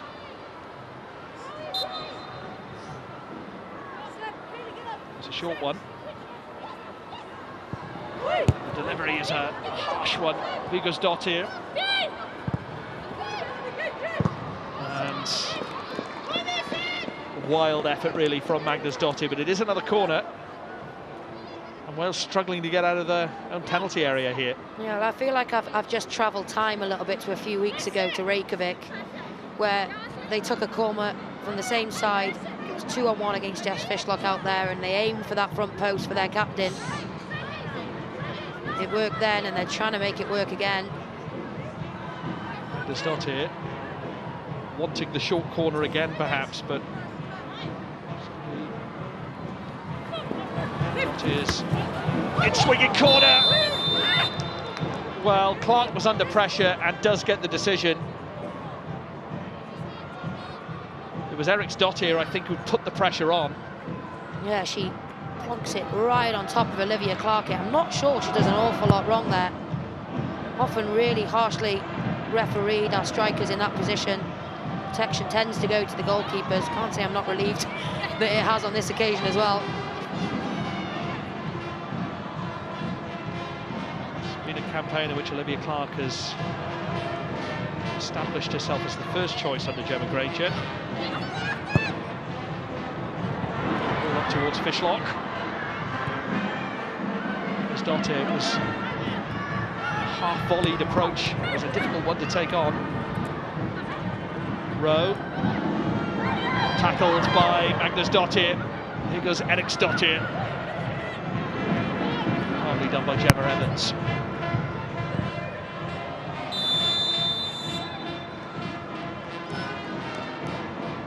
Well, it's been a less inspiring start from Wales to the second half when you compare to the first. It really came out of the starting blocks well and on that occasion, but it's all Iceland at the moment. Hallorsdottir trying the cross. Ánadóttir got the cross in. Didn't seem possible to. Hallorsdottir. Vilhelmsdottir. Towards Jessen. Good save from Clark. And it's forced in, is it? Yes, is it over the line? Well, the referee has said handball. Well, that has saved Wales, I think, because Eriksdottir pounced immediately. And for a minute, we thought it was over the line. But it's a handball. Well, it's freezing in here, as we've said, but things are really heating up in that penalty area. Look at this. It's almost a calamity of errors again. It's a brilliant spot from the referee. Ladd does exceptionally well to get something on it. Ricochets back off the post onto her arm, so it cannot count when it's had a direct impact on the goal. What a let-off for Wales. A let-off for Wales.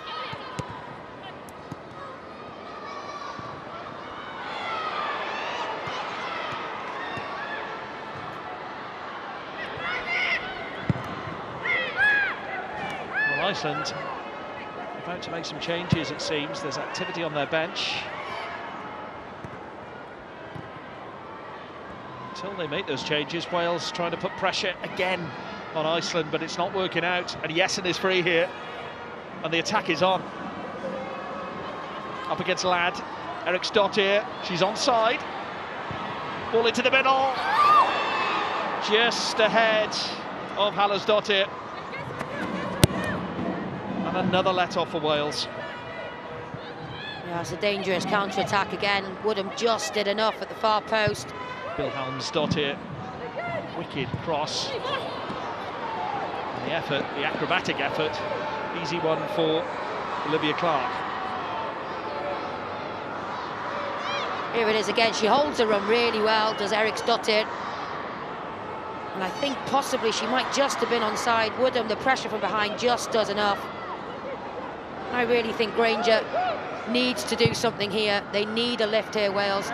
They're losing their grip on the momentum in this match. Even after they conceded the goal in the first half, they didn't seem too unsettled. They still continue to create chances, but this second half hasn't gone Wales's way yet. No, and the longer you go when you feel like you're on top and you're not really getting much reward from it in terms of chances and certainly goals, then frustration can really, really creep in. And what also happens is your opponents get more confident from seeing you not take those chances time and time again. Iversdottir taking a chance. She's off the line and Ingles got it. Here's Holland. What can Wales do from here? Holland needs support. Has it from Ingle. Green.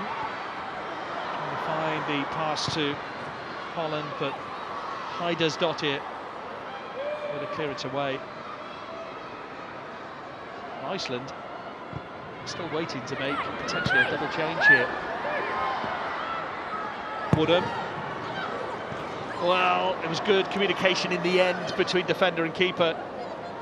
And Iversdottir taking charge of the situation. But another good cross from Woodham. Yeah, it was. It's well read by the goalkeeper, absolutely. But Woodham, she's definitely been tasked this half with get yourself forward, get the ball out your feet, use that wonderful left foot that she's got. And there should be, when they're in this position, Wales, with all to play for and everything to lose, there should be somebody in there attacking it.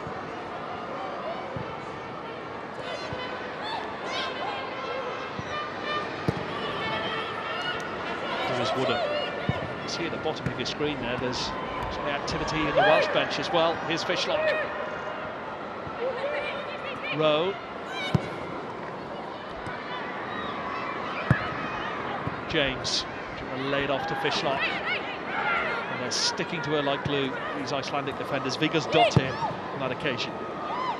Here's Eriksdottir. Evans putting similar pressure on her. Vilhelmsdottir. Fine Kallersdottir, but it's her who collides with Ladd. And the Icelandic bench absolutely furious with the fourth official, and the coach Halldórsson giving an earful to the fourth official there. Yeah, I think she just checked the run, Hayley Ladd, which you're allowed to do. She blocked the run of the centre forward. Holland, teasing run towards Green. It's a corner, and it was Sigurdardottir who got the vital touch. Yes, cute feet here from Kerry Holland. She's weaving her way. She goes on the outside. There's a little chip to the front post, and she has to deal with it. The Icelandic defender. She's certainly been a bright spark for Wales. And the referee has displayed a yellow card here. Confirmation of that in just a moment. There seemed to be some dissent towards the referee during that replay that we just showed. In the meantime, Wales have a corner. And still, we await the substitutions, but Wales going to equalise it towards Fishlock.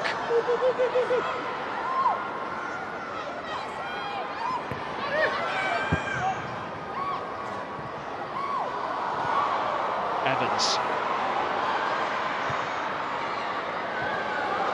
Woodham. Tried the shot. Ambitious effort from Lily Woodham.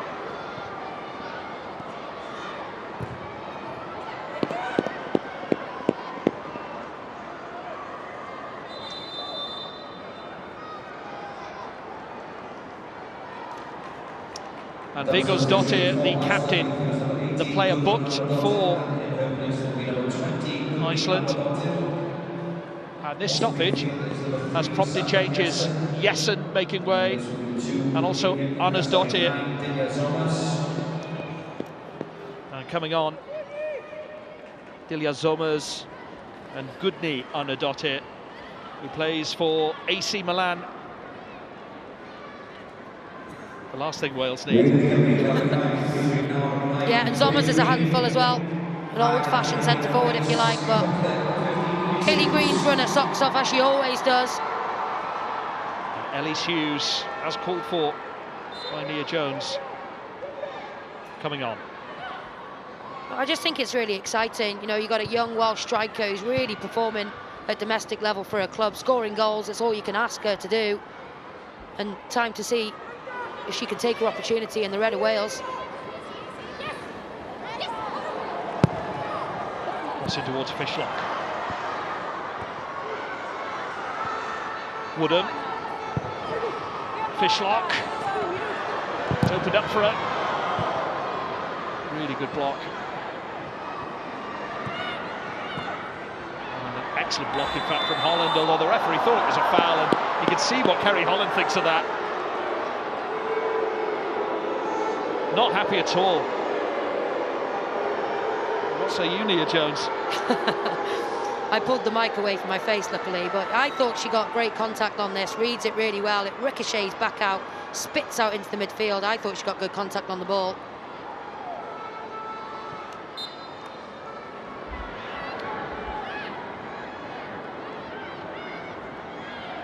Free kick, Iceland. And it's Viggo's dot here.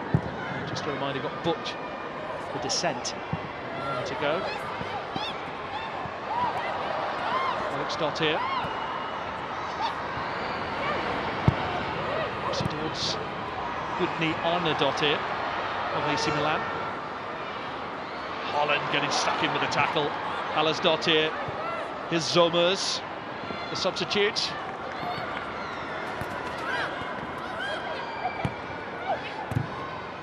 And again, good play from Kerry Holland, who's had one of her best performances for Wales here tonight.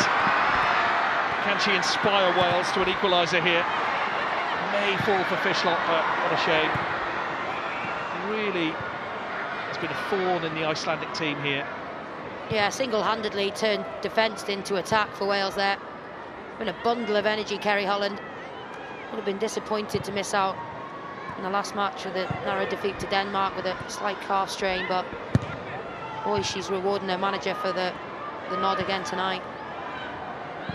Wilhelm Dottir. Nice pass, but well read by Roberts. There was an offside flag anyway. There's no doubt that Iceland have been more imposing in this second half, with Vilhelmsdottir the architect of a lot of that. Yeah, and we spoke about her before kickoff. You know, real quality in the Bundesliga. When she gets on the ball in those pockets of space in that number 10 role, she is almost like an orchestra in there. Really pick a pass.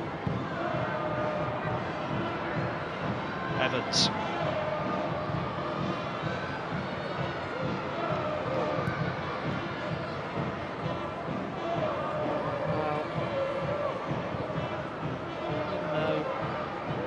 Seem unlikely that Wales would get 3 goals at this point. You never know, of course, but so nice to just take it into that Germany game with something at least to play for. Here's Kerry Holland again. Good cross. Just behind Ellis Hughes and Rachel Rowe as well.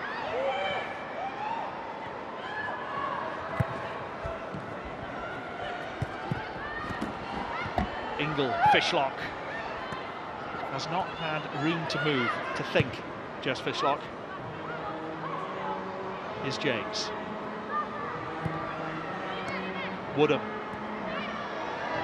Hughes waiting in the middle. Ingle to James. Ingle again.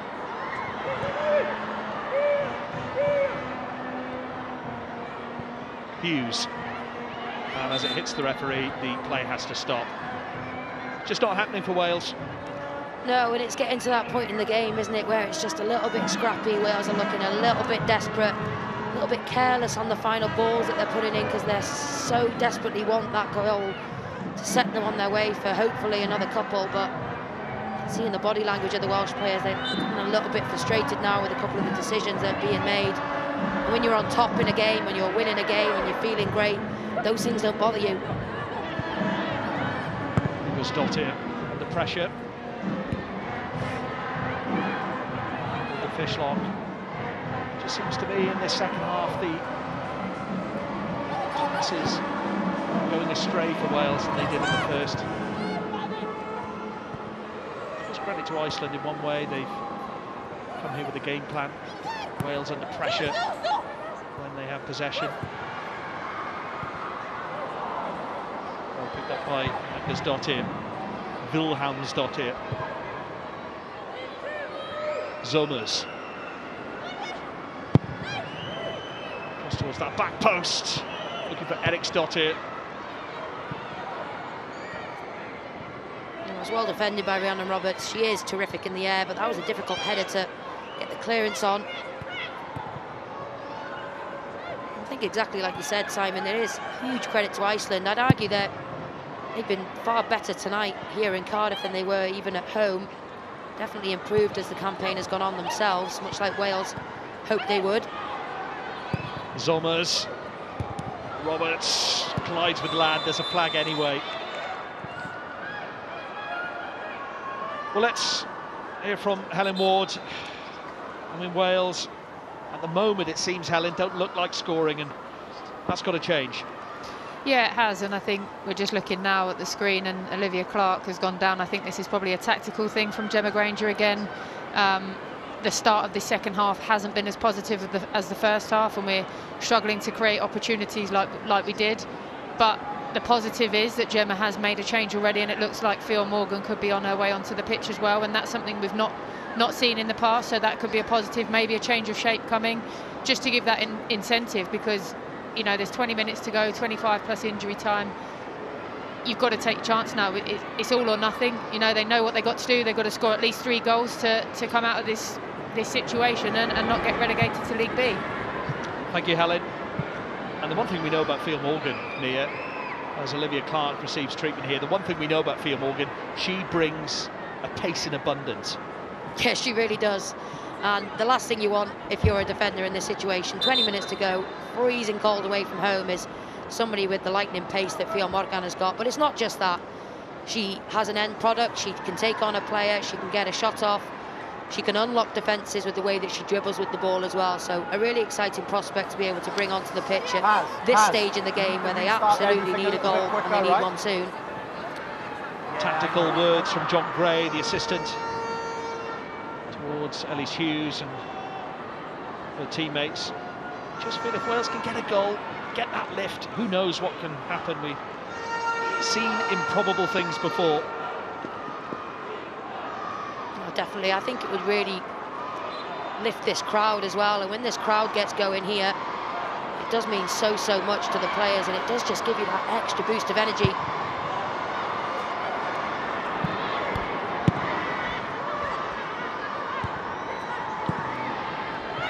There's Hughes, finds James, just couldn't find Rowe, aimless ball really, and a thumbs up from Anhara James there. Not the best of deliveries, somewhat of her standard anyway. Well, more changes. And more changes for the visitors. And Eriksdottir, who's shown her fair share of physicality up front, making way. Bryndis Arna Nielsdottir coming on. She plays for Valor in Iceland.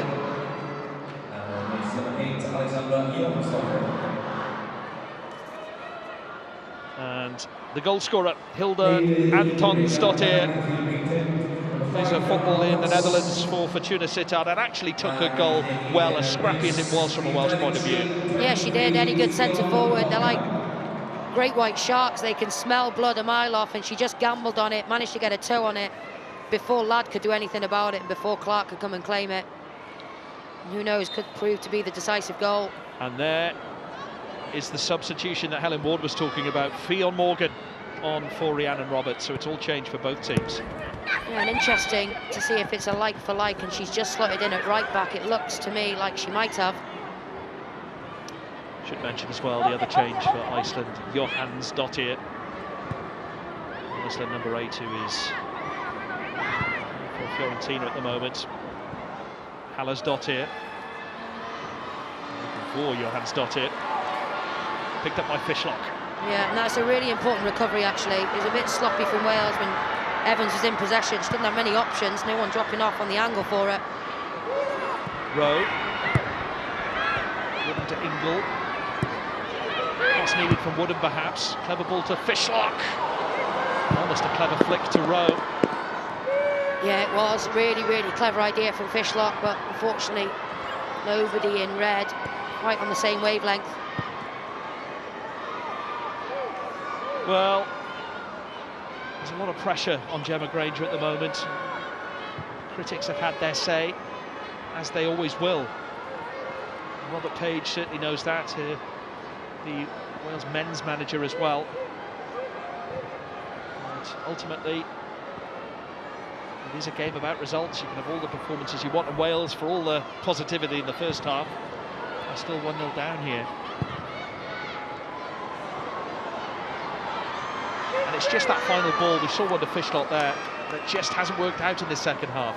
No, and they've been full of ideas actually and variety in their play, Wales, and the way that they've tried to break down Iceland. They've tried it through the middle with the likes of Fishlock dropping in, getting on the ball on the half turn. They've tried going out wide and delivering boxes into the middle. They've tried all sorts, but it is just that lack of quality on the final pass. Zommers.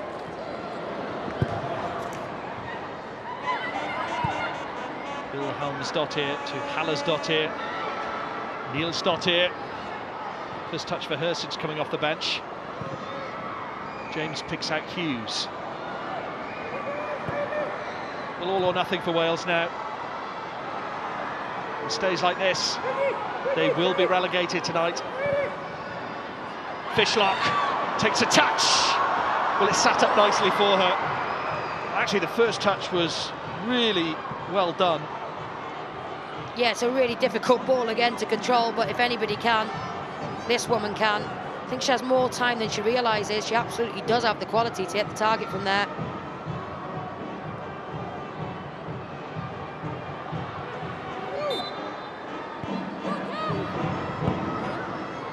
Zommers.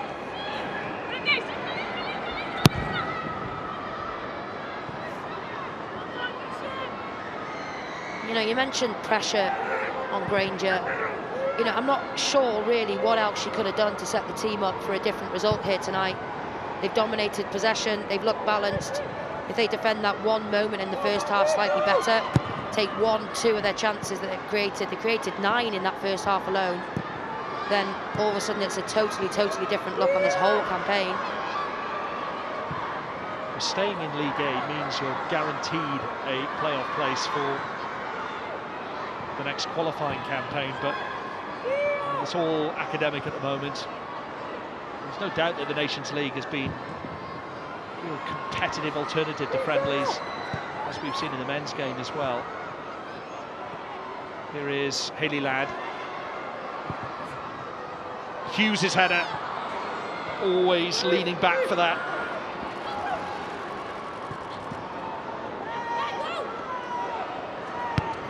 Well, it stayed in. And Fishlock wins the throw.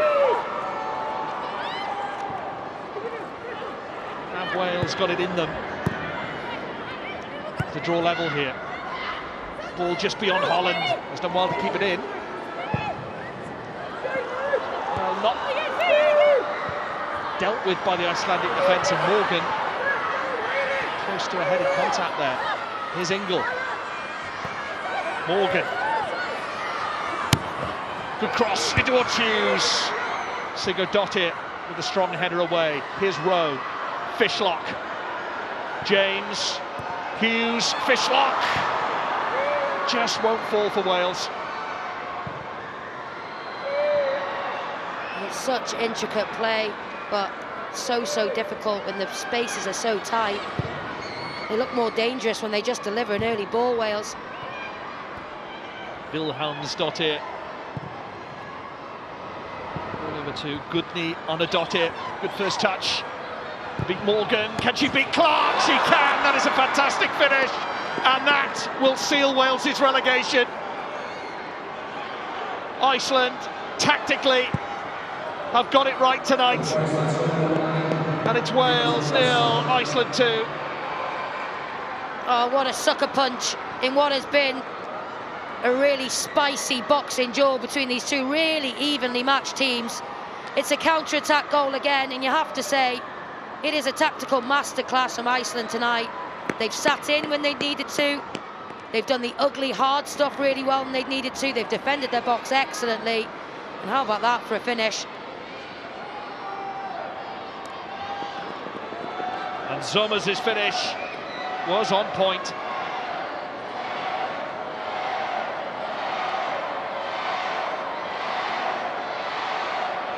And that will seal relegation.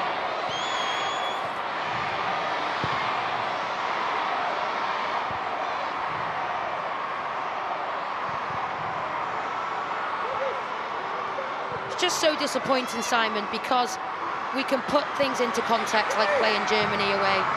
Morgan. And playing teams like Denmark at home, but when you're in the match and you match up 11 players against 11, Wales in both of these fixtures against Iceland have been, for most of the game, the far, far better team in possession, out of possession. It's just really, really sloppy goals being conceded.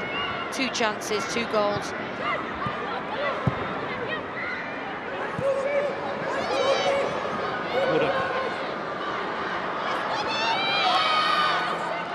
Goal kick. And I think it's now a case of safely saying that Wales will be in League B for the next Nations League campaign. Yeah, and you know, she said, Gemma Granger, that this is a terrific learning experience, and I think what she has learnt is they're not quite ready for these big matches. They're not quite ready for these one-off playoff style games where they have to win and they have to find a result, and that's fine, but what can we do now going forward to ensure that when we face these situations again, even if we don't perform as well as we'd like, we have to be able to grind out results. It's exactly what Iceland have done tonight.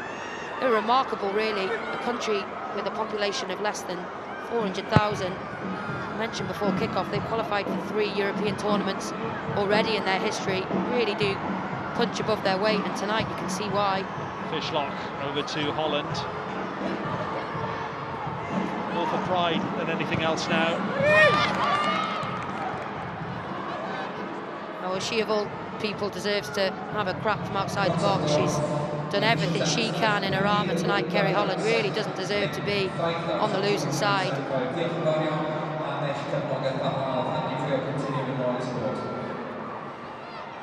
And positive again, over 5,000 people here at the Cardiff City Stadium, and what is a really, really chilly night.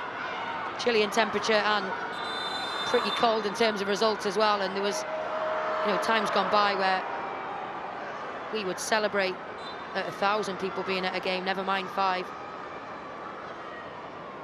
The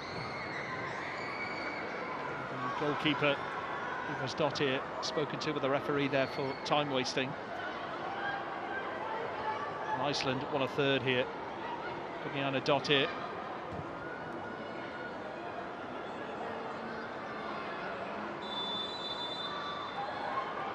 Well, credit to Iceland. Struggled to get near Wales at times in the first half, but took the lead and hit Wales with another sucker punch in an improved second half display. Rowe is free. Around on a Dottir. Rowe tries it. Well, it was more of a shot than a cross, I think, but Theo Morgan did her best to try and get on the end of it.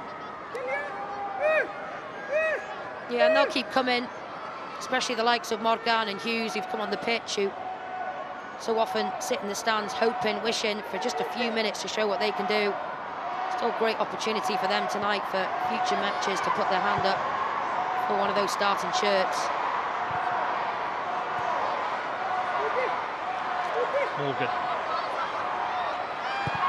Ingle.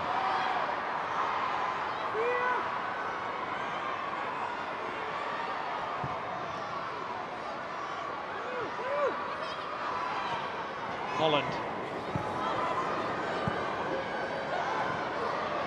Ingle. Fishlock. And for all of Wales's attempts are in and around the box and their invention, it just hasn't happened for them tonight.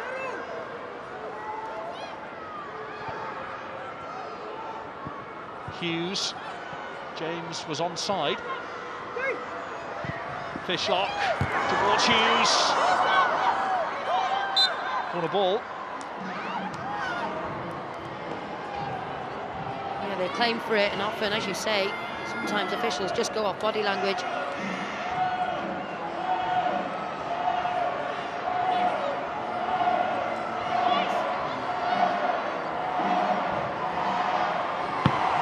Rowe, Evans with the header, could fall to Holland, and almost an own goal.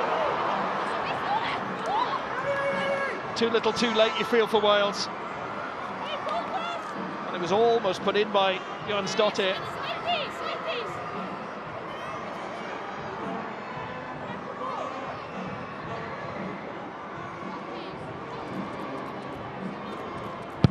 Woodham.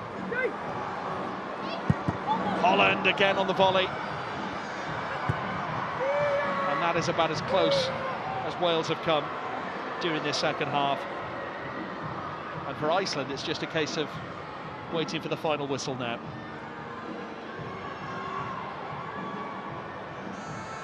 Morgan.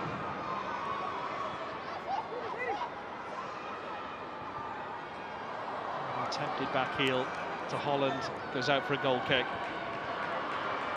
Well, the disappointment for these Welsh players is palpable, isn't it? Even from up here and higher than Rosette, I think they would have had such hopes for themselves and expectations on themselves for a result and a performance tonight, and it's just not happened for them.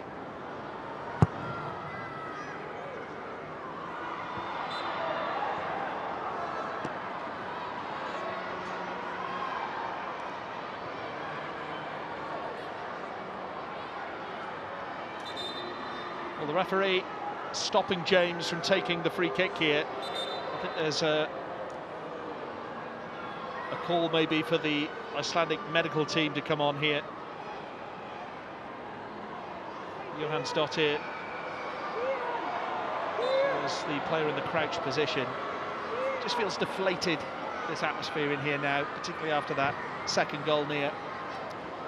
Yeah, it does, and you know they're such a close group. Helen Ward will tell you, I said to her before kick-off, you know, it's freezing, do you miss it? She said, you know what, I arrived the same time as the team bus, and I really, really do. They're such a good group, the culture is fantastic, and nothing boosts that even more than wins on the board, and this was a perfect opportunity to do it towards the end of a long, hard campaign where they've grown a lot, they're playing at home, they know that if they win it, they face a similar league again, the same top league again next year, and it's just not happened for them. It would have made qualification for the Euros so much easier as well. Mad. Well, Wales have to do it again in Swansea on Tuesday night against Germany, a game which will have no bearing on their final position. Wales are heading for bottom place. They will want to finish the group on a high. Ladd looking for Holland. Well, if anyone deserves a goal in this Wales team, you feel it would be Kerry Holland tonight. Yeah, definitely. She's been Wales' standout performer, and others have stepped up as well. I thought Ingle and Fishlock had a really bright first half, but just look a little bit like they might have just accepted their own fate here, Wales. 10-15 minutes ago, there might have been a few bodies attacking that delivery from Ladd, but as you say, you can just feel how disappointed they are with how tonight has ended. Ball back for Woodham to chase. Gives it straight to Vilhelmsdottir. You don't want it to get worse here. And Vilhelmsdottir, you can understand why she's heading for the corner flag. Iceland will be avoiding relegation, or automatic relegation, with this result. And they're just trying to work down the clock now. Yeah. Tactically, they've done a job tonight. Yeah, absolutely, and you know that's what's great about football, is you don't have to have all of the ball, you don't have to have all of the chances. What they have been tonight is they've been really robust in the way that they've defended, and they've been really clinical in the way that they finished off. Let's be honest, the only two chances that they've had all game.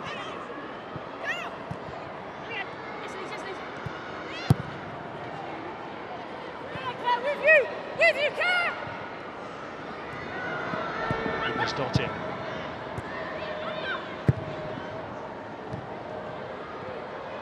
Johansdottir, Sigurðardóttir, all the way back to Olivia Clark. Wales will have to dust themselves off to an extent and put in a respectable performance against Germany. Yeah. They'll still be smarting, won't they, after that 5-1 defeat out in Germany? Yeah, they will, but trust me, you know, I'd have loved the opportunity to play against Germany at home in Wales with a crowd behind us. That's... Rowe was offside anyway. She was, I think she just snuck off a little bit early there, Rachel Rowe, just trying all she can to get some sort of consolation for Wales. But yeah, the opportunity to play, you know, multiple World Cup champions, multiple Olympic gold medalist Germany at home in front of your friends and family, live on the BBC, is really, really special. Of course, this team is full of competitors who like winning football matches, and unfortunately, regardless of the result on Tuesday, it will not have an effect on where they finish in the league. But they have to start turning their attention now to what happens next, what can they learn from this, and backing up a double camp where you have to pick up the disappointment after this. Gemma Granger again will be learning about, okay, if we ever do get to a Euros or a World Cup, which players actually learn from these results, learn from performances quicker, and can dust themselves off ready for training the next day.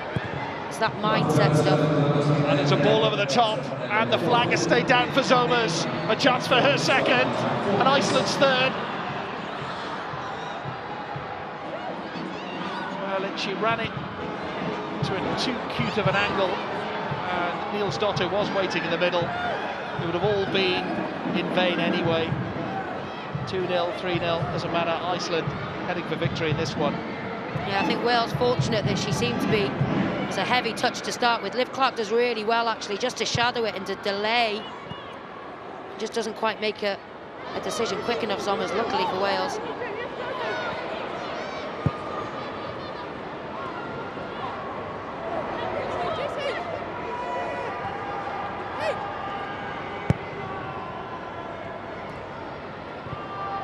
Ball is with Evans. James. Well, into added time. Can Wales give this Cardiff crowd at least something to applaud and cheer about?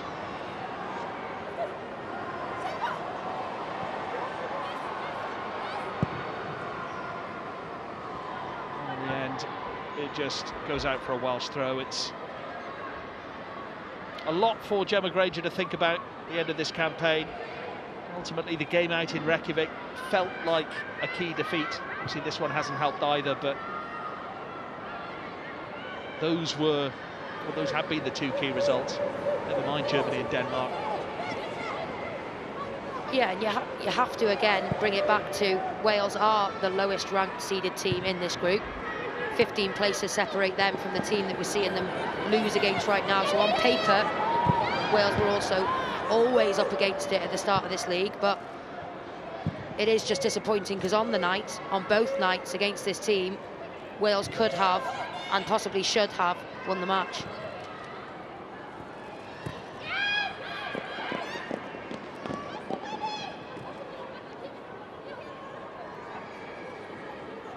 Woodham's throw to Ingle. Chance now would surely be the last chance.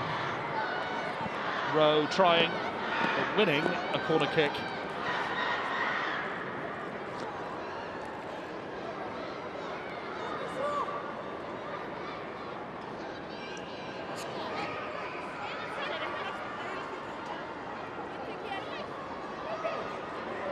Woodham has put in some good deliveries tonight.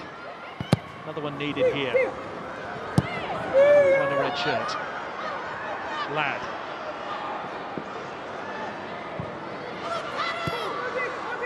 Woodham again. It's a better delivery to Hughes! And it's in. Finally, something to cheer about. But it's too little, too late. Wales are heading for League B and relegation. And in the circumstances, Simon, that is the only way that actually you can end this game with a little highlight. Time and time again, we've been calling to see Elise Hughes, young, exciting striker, exactly what Wales need going forward if they're to compete against teams like this, in campaigns like this. And a wonderful consolation goal for her. 4 minutes is up. But because of the goal, there is a little bit of extra time. Well, Woodham's delivery has been excellent all night, and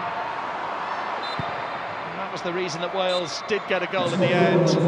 And it's over, and Wales are relegated. Well, competing in the top tier has proved to be too much for Gemma Granger's Wales. 2 goals for Iceland in either half. Ellie Hughes getting a consolation, but Nia Jones, Wales not good enough in the end. No, it's really disappointing, and obviously it will take time to fully digest what has happened, not just tonight, Simon, but across the whole campaign. There have been chances for Wales to definitely have scored more goals than they have, but certainly it's the defensive side of things that I think they'll come under most scrutiny for. It's disappointment for Wales in Cardiff. They are relegated, and it's Iceland who celebrate tonight. It's finished. Wales 1, Iceland 2. Well, you can hear Amawhid, David Iwan echoing around the stadium, but ultimately it is a very disappointing night for Wales despite that late goal. I'm just wondering, well, you can see on their faces there, Katie, that they are feeling very disappointed with the campaign, but this evening they had a real opportunity, didn't they? I'll be honest, Kat, I didn't see this game going this way. I really thought we were going to get a result here this evening. One thing you can't question is their fight to get back into the game, their spirit and desire. But this second half wasn't the same as the first half, and yeah, we just lacked that quality. We'll talk some more in a moment, but let's get some reactions straight away from the captain, Sophie. Sophie, a tough one to take tonight. What's your initial reaction after that one? Yeah, it's tough, but positive at the end. You know, we got a goal and we kept going, and you know, it's tough against them. They're a very good side, but again, we can't gift them 2 goals. It's, you know, it's not good enough at this level, but I'm really happy that we dug in and we kept going till the end, and we did get a goal, and I think we did deserve the goal in the end. Yeah, given the amount of chances you had in that game tonight, how frustrating is it that you couldn't get that result? Yeah, exactly, that's the thing. First half, they have 1 chance and they score. We have about 6 or 7, and we're not clinical enough, and we need to work on that on the training ground tomorrow, because if we want to be the next level, that's where we have to go. Yeah, you've got a tough game against Germany now on Tuesday. How do you pick yourselves up for that one and try and finish this campaign on a high? Yeah, it's going to be a tough game, but one where, you know, we're going to play a great team again on Tuesday, and we just have to test ourselves now. You know, we've got nothing to lose, and you know, tweak a few things as always, but you know, we have to be clinical going forward, but we have to be more solid defensively. Sophie, unlucky tonight. Thanks very much for your time. Yeah, a disappointed Sophie Ingle there. Wales went into this second half, didn't they, knowing that they needed 3 goals to avoid relegation tonight. A big ask. They didn't manage it, but Iceland, well, they doubled their leads, didn't they? Comfortable winners in the end, despite Wales pulling them back to make it 2-1. So let's have a little look at the table then, and confirmation that Wales unfortunately will be relegated this evening without a win in this group. Iceland managed to stay there in 3rd place. Another game for Wales on Tuesday night. They will face Germany in Swansea to end this campaign. Germany, by the way, 2-0 winners against Denmark this evening. Well, we've got some company in studio now tonight as well. Manager Gemma Granger, thank you for coming so soon to see us. This was a game you desperately wanted and needed to win. You haven't done that tonight, so just sum up the emotions right now. Yeah, I think let's be honest. We knew that being in League A, the Nations League, we were playing against higher ranked teams. We're the only team in League A, the Nations League, that hasn't been to a major tournament. So let's have that perspective in terms of we wanted these games. We knew it was going to be hard. I am proud of the improvements this team has made. Our goal is to qualify for European Championships. Did League A help us to get closer towards that? Yes, it did. And I repeat myself by saying, you know, if we were in League B, we'd be winning games comfortably, being promoted to League A. This experience, it ticks off the next stage of the journey for us. How difficult has it been on a personal level and on a professional level to pick these girls up when there is the defeat after defeat? Yeah, it's not difficult. When you play against higher ranked teams, you want the challenge, so the perspective is the performance. Tonight, I thought we were the better team in parts of the game. We've conceded 2 goals on the counter-attack. I'm pretty sure we've dominated possession again in the game, so we are doing the right things in terms of performances, but ultimately we're conceding goals win games, and that's why we haven't got the results. I think that in the whole of the Nations League campaign, there are elements to every performance that see this team moving forward, and scoring another goal again tonight is a part of that, and they're the things that are going to take us closer to that qualification. Just want to get your thoughts on an incident on Jess Fishlock, who was targeted this evening. Did you think it was a penalty, and could that have changed the game? Yeah, it's. I've watched it back, and I think it is a penalty, and yes, it would have changed the game. We had chances, we had more chances than them again and again. These are real positives for us. I do think it was a penalty, it would have changed the game, but you know, the what ifs are always the things that are most difficult sometimes. And obviously there are ramifications of dropping down to the second group, the second tier, if you like, as far as Euros qualifications are concerned. How much are you concerned about that when you talk about your ultimate goal of making it to a major tournament? Yeah, so for us, if we stayed in League A, we know what the route is, and if we were in League B, we know what the route is. Ultimately, to get to the Euros, you have to beat higher ranked teams. So whether you're in League B or League A, it doesn't matter. Yes, you have one more stage in League B in terms of that semi-final, but for us, we knew we'd have to beat a higher ranked team, and that's still the case. How difficult is your job now ahead of Tuesday night, a big game against world-class opposition, 6th in the world, Germany? Obviously a delight to play them in Swansea in front of a home crowd, but you need to pick them up now, don't you, after that result? Yeah, we'll look back at the performance. Our players have got a real focus on what we're trying to do here. There should be a gap between us and these teams. Let's be honest, where we are on our journey and what we're doing as a team, there should be a gap. We want to close that gap, particularly with the Seed 3 teams, which is what we're doing. With the Seed 1 and Seed 2 teams, we want to be better. So against Germany, we had an incredible performance. And again, we finished the game strong here tonight. And in the Nations League, in 2 of our games, you know, in the last 10 minutes, we haven't finished as strong as we would have liked to. So we will focus on all of those things. We stay very focused as a team. And for me, our players as individuals are playing against players at the highest level. And that's the aspiration for every player in our team to do that. Gemma, really appreciate your time. We'll let you go back to your players, and we will see you Tuesday night. Thank you very much. I'll take your microphone off you and let you go. There we go. Oh, interesting to hear her comments there. As Sophie also mentioned, goals in the end win games, don't they? And you can't gift goals to other teams. And Iceland, fair play to them, they played well this evening. They knew what they were doing out there. Yeah, they're a well-rehearsed team. They know what they're doing. They know what their game plan is, and they're very good at it. We saw that out in Reykjavik, where Wales were the better side again, but they build their way into games. I've noticed in both performances, they build their way into games. We're just looking at the goal here in the second half. I think initially Olivia Clark could have played it to Hayley Ladd. Instead, she's gone long, which is fine. But then the recovery runs here, doing their best to get back. But for me, Fiona Morgan, maybe could she come on the inside of the player to make it more difficult? But once she's got that touch inside and the strike, you know, it goes past a couple of players. It's not easy for Liv Clark to see in the goal. She does get a good hand to it, so maybe she'll, you know, think she might have been able to push it past the post. But it's a good strike. It's bent into the inside of the net, and you know, she's taken it well. But I think there were moments in that goal, as there are in any goal, where you can pick out and say maybe if you stop it there, then you don't get to the end result. There were positives from this evening. Kerry Holland, one of them. Also Elise Hughes. We have been calling out all campaign to see her. And boy, oh boy, did she take her opportunity when she was given one tonight. Yeah, and this is what Elise Hughes has been doing all season for her club at Crystal Palace. You know, she does that week in, week out, 11 goals already, and it's a great way to end the game on that positive note. But it's also, you know, Gemma Granger, look at me, this is what I can do. So this is definitely a positive to take out from the game this evening.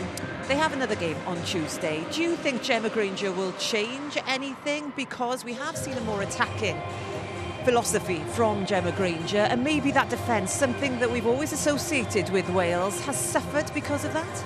Yeah, I think it has, and that's natural, that's progression. When you don't want to sit in a low block anymore, you have to take that gamble and start to change things and, you know, move from a back 5 into a back 4.